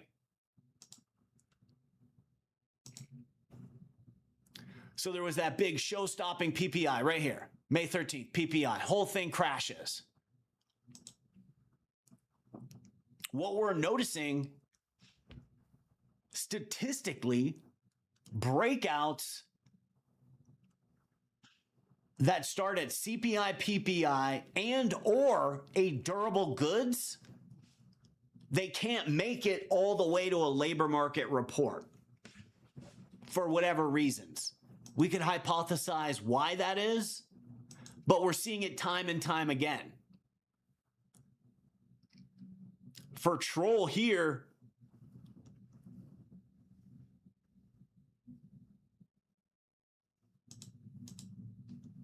so we're looking to establish when catalyst takes place, when we need to take profits down. So let's say that we get a super bullish event, okay? And our target projects like Velvet, Eden, Zama, we wouldn't really need to take profit on. That'd be more of a hold. But anything we get breaks out to the upside. Repe, when do we want to take those chips down? Well, here's one scenario. CPI and PPI data comes in and it's bullish. It's a clean bullish print. It's exactly what we're waiting for. So in our new menu screen that we're about to establish, we'll be pivoting from holding cash, waiting in our $1,500 paper trading, which for anybody who's got 25K in a hodl position, you're like a KASPA stacker. That's your strategy. That's your tactic. My opinion is absolutely, positively, you want to open up a $1,500, at least $500 swing trading account. What you're doing is staying active in the market, discipline, discipline, discipline, practicing holding cash, holding cash, holding cash, and getting ready to rotate out and take profits correctly, because this is the issue with hodling. You're correct for 18 months and then you're suddenly wrong 1 week. And in 10 days, your gains are massacred. Massacred. Okay? So by staying active, you're good to go. And of course, our VIP, very affordable. We should charge more for this, but we don't. We are going to offer more products to flesh that out, because this is something that everybody should have. You should build a team around you and undoubtedly have a trading journal about macroeconomics. In the event the CPI and PPI breakout is delayed until the weekend, similar to like labor markets with Tao, that's perfect, because now it can run into the durable goods and it turns into a catalyst cluster. The durable goods happening the 24th, 25th. So in the event, right, PPI comes out on Thursday, it's bullish, so CPI, but the market, for whatever reason, doesn't start ripping right then. That is beautiful, because what we're going to get is the Sunday DXY breakout, just like on jobs report, and then we hit it with the durable goods on Friday. So we get that big catalyst cluster, and we would look to take profit around the 26th.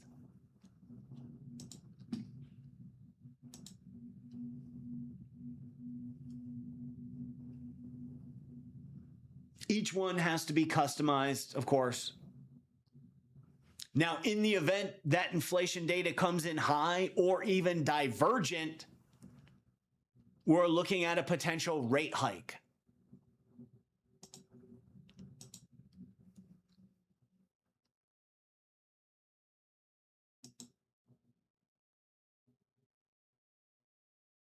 And while Bitcoin is kind of found its own unique support, right? This is the cost of doing proof of work. So it's got its own kind of weird proof of work support, which can help prop the market up in the event that inflation data is hot, boy. It's bearish. But they're anticipating it's going to be bullish. So all good news.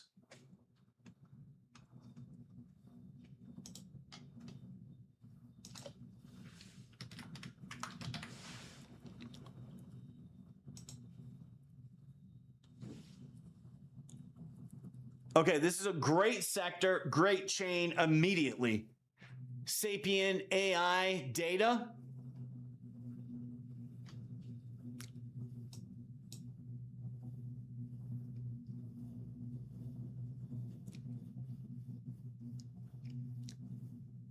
It really had a kind of a modest rally.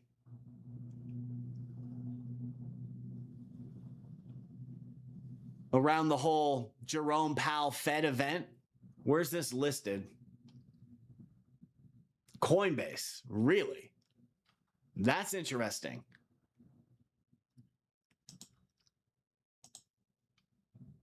This is the exact type of project that you want to start researching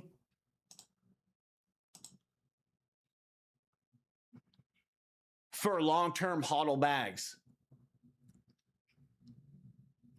Because we want to focus on artificial intelligence.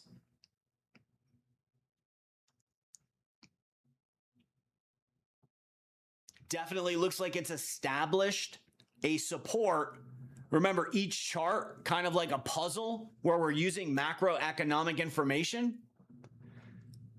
April, right? That was when the Fed finally fixed this big problem that caused the crash in the first place. The government shut down, killed the liquidity. So that's really establishing a support. And in fact, that April 8th FOMC minutes is exactly at 7 cents. That's a support line. Throw some technical analysis on here. This is a potential Adam and Eve double bottom that can break out this week.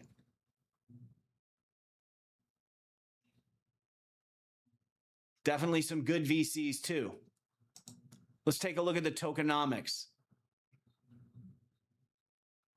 29% unlock, that's fair for now. And we're 7 days before an unlock.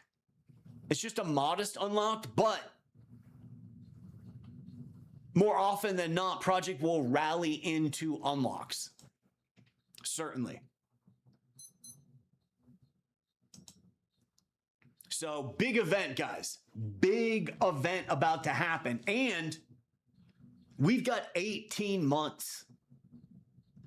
18 months before this bull run starts. It's going to be a minute.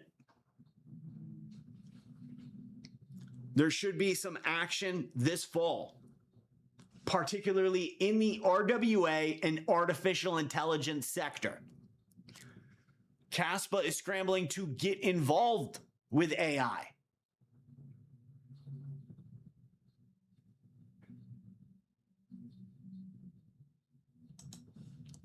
We have an opportunity to invest in these sectors as the market right now is really positioned, as the Fed is moving away from forward guidance, like that book that we give out to everyone, How to Find Market Tops. They're not going to give those clues out anymore. Just in case you guys are new to the stream, I'll drop a copy of it in here. They're no longer going to be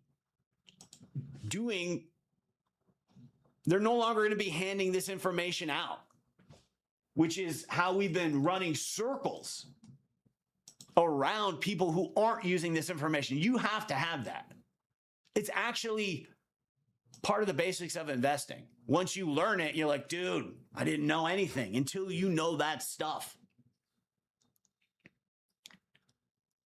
And they're starting to pivot away from that, which means they are onto us. They know we're using it. And they can't have the whole market move in lockstep. Right? Like all of crypto crashes, all of crypto rallies. And we're starting to see very slowly right now, fragmentating sectors. What's fragmentating right now? AI, RWA tokenized stocks, and those are going to be huge, guys. So what we're talking about with these Excel spreadsheets, this one's for RobinHood chain. They're going to be running the stock market 24 hours a day using blockchain tech. It's a real application of the tech. So any DeFi projects, we can get any agentic or AI tools, we want those. And there's a similar thing going on with Ton on Telegram. That, in my opinion, is where we want to be for this fall.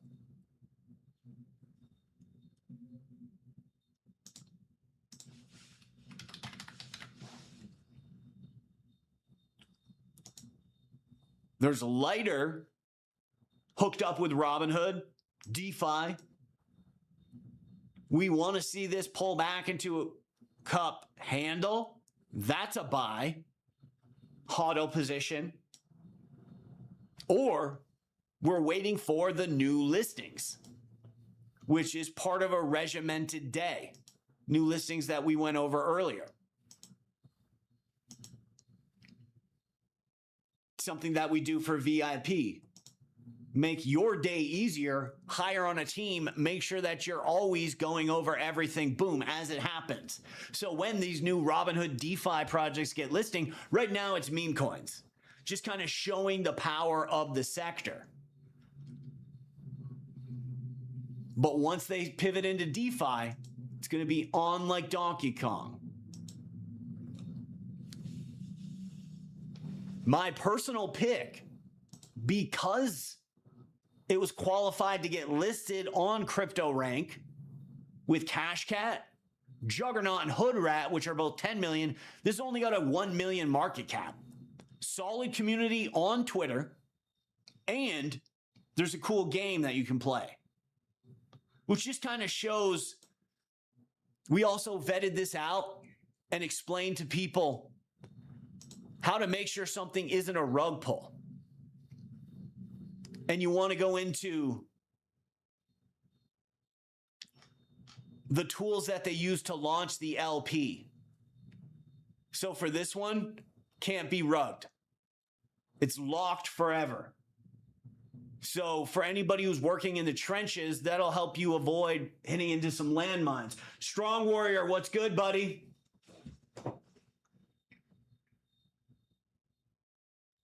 This Velvet trade isn't as potent as the last one, Strong Warrior. We know that. We can see that in the wallet. It has potential.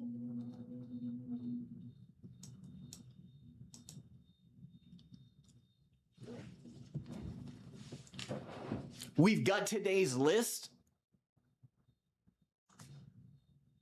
and we'll be looking for other potential runners with CPI and PPI data.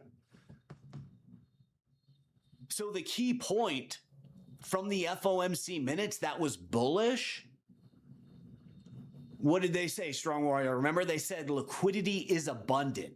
And that's actually a signal that we can get a pretty decent move at any time.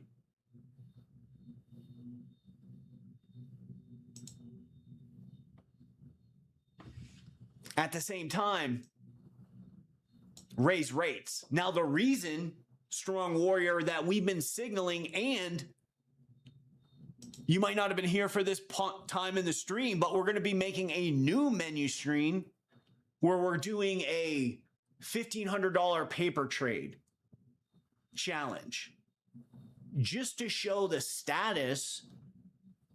Are we in cash? Or are we waiting for the big macroeconomic event that's finally going to trigger upside? As we just went over, whether it was Lab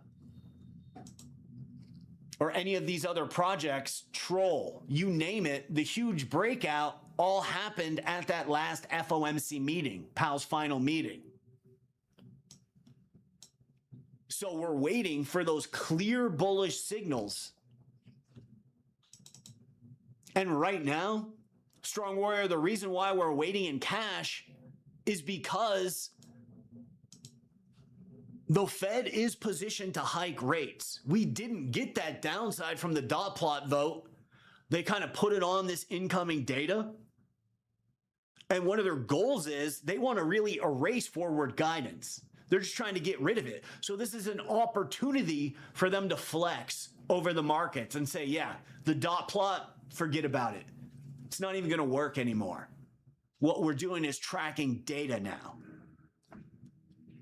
We took a snapshot of CPI and PPI expectations 2 weeks ago as soon as they came out, and then it originally was thought that was going to be bearish, adding to market downside. Similar to the July 7th news, hey, guess what? Bearish news attached to the minutes, exactly like we predicted. This is a pattern where now we can call out the news that's going to be around the FOMC minutes because it's happening like almost frightening how easy it is to predict, right?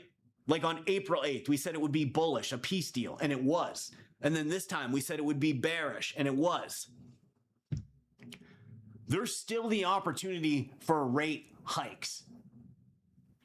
We didn't really get into all the details in it. That wasn't the tone of this video because no one wants to hear bearish stuff on YouTube, but that everyone's aware of that right now. That CPI, PPI data comes out hot. They're hiking rates on the 28th. And is it boring? It's absolutely boring. But we got to wait for that rate hike to get behind us for the market to reprice.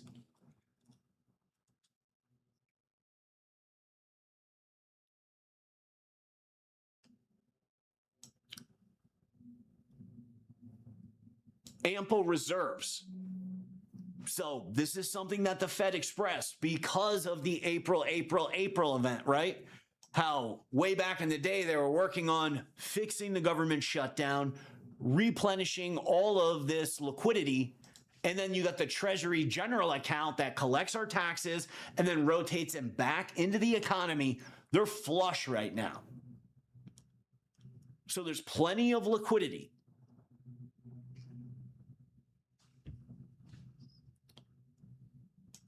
So it's very possible, right? Bitcoin's on its production support right now too. I don't have that indicator pulled up, but the cost for mining it, it's right around here. It's a pretty strong support.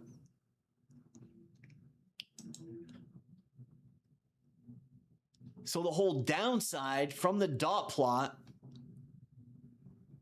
starting here, June 17th, this is the total 3, just over the last 30 days, this can be reversed.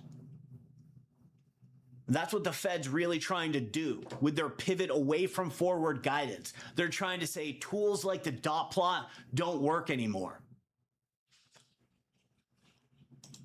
Right? Just like on KASPA, as soon as Powell would come out, he's a big forward guidance guy. He gives us forward guidance. Suddenly, anyone who's a macro data systems operator who understands this stuff, they're Houdini. They can call breakouts on KASPA, which is deeply connected to that event. And that goes beyond it into Coinbase. Those are all those events, green emojis. The Fed's like, we don't want that, because what happens is you get this lockstep market, and because the Fed has to fight inflation, which they clearly do, and they're working towards this big 2028 event, they don't want markets to panic, particularly the stock market, as they start hiking rates. They don't want to warn everybody there's a bunch of rate hikes coming. So we're waiting for our clear macro signal. The last time it would have undoubtedly been Powell's final FOMC meeting, which, whether it was on lab, right? So imagine, instead of going with bio, we went into this DeFi perps and we loaded up here on lab and let that run out.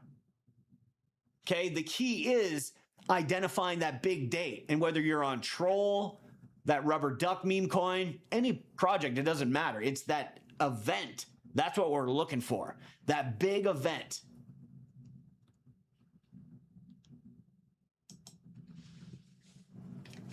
This CPI and PPI can be a powerful event. It doesn't look like it's going to be a key event, but it will reverse the dot plot.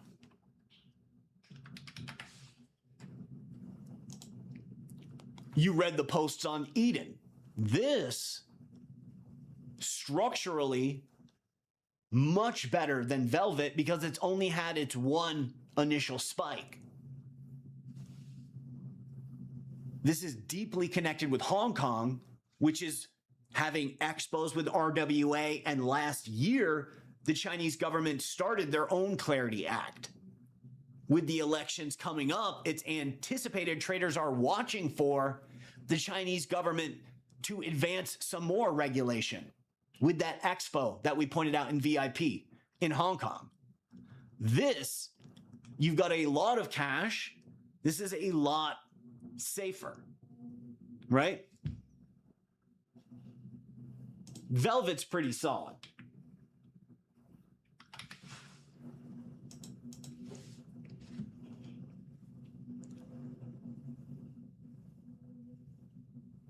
We've got these repeating trend lines from the peak to the durable goods breakout. It's exactly here.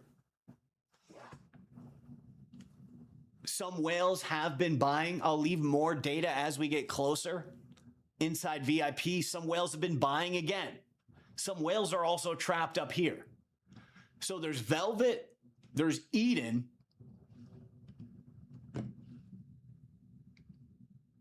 and we're still processing through, we're still vetting through other ones. The point is, Strong Warrior, the project important, but even more so, is we need a clean macro print. Now, because of the Fed's expressed liquidity conditions and the way they're trying to backwalk the dot plot, this could be a decent event. It could be a decent breakout, but we have to wait for that data.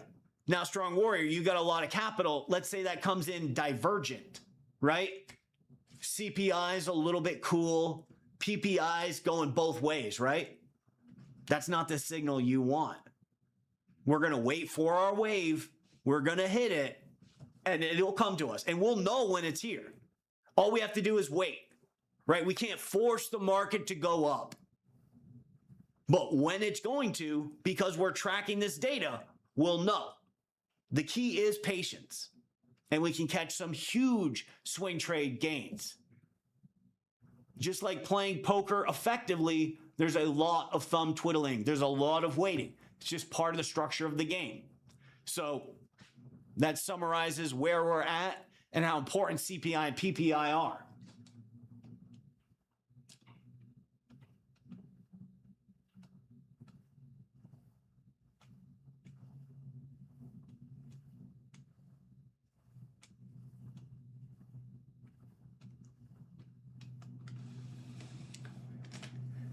Awesome, guys. So that brings us to a summary. For everyone in VIP, I'll be continuing to vet through projects that are correlated with CPI and PPI data in the event we get bullish low inflation, because it'll be looking to walk back BSB. Here we go, Strong Warrior, right? BSB always trending during CPI PPI data. That's around the 13th, 15th of the month. So when it's on a weekend, right? Monday, 20th. So all of these rallies originated on CPI and PPI data. Look at where this top is. So just like our May 15th resistance line or the January 30th, right? The PPI resistance, like on Bitcoin, zooming in, that's the May 13th resistance. That's also your January 30th PPI, right? So there's like a double PPI resistance at that 82K.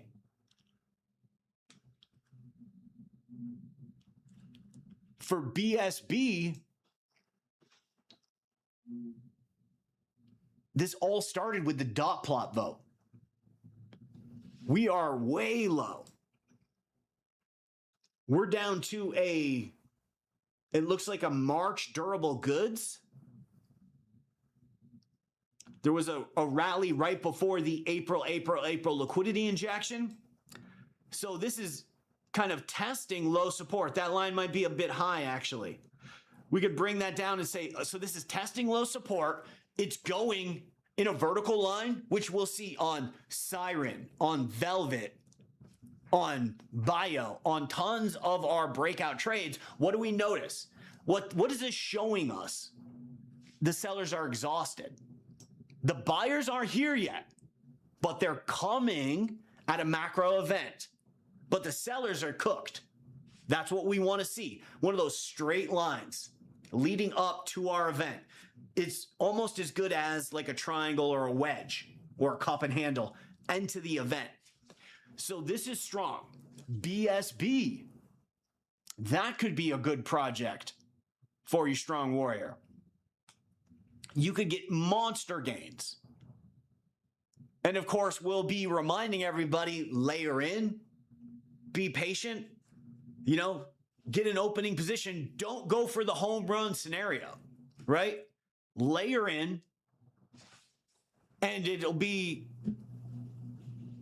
by layering in, you only adjust the difference just minutely. When you are done taking profit,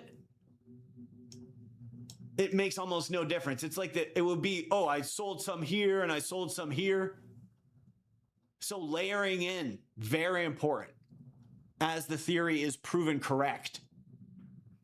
So with that in mind, right? CPI, PPI come in bullish. We go for BSB. We get some upside, but then it really starts to pick up at the Sunday DXY reopen, which this does a lot. That's even better because now it can connect to the durable goods and get a secondary leg up. So we'd be looking to take profit around the 25th, 26th in the event that played out like that. So we're still putting together another watch list, and then we'll have the final watch list. And as it's rolling out, in the event we get bullish data, we'll be able to figure out which one. There'll be micro signals in the chart, etc. Volume will be spiking. It should be clear on the day which one's going to be the winner as we narrow it down. But this is another candidate, absolutely. So I'll see you guys then. And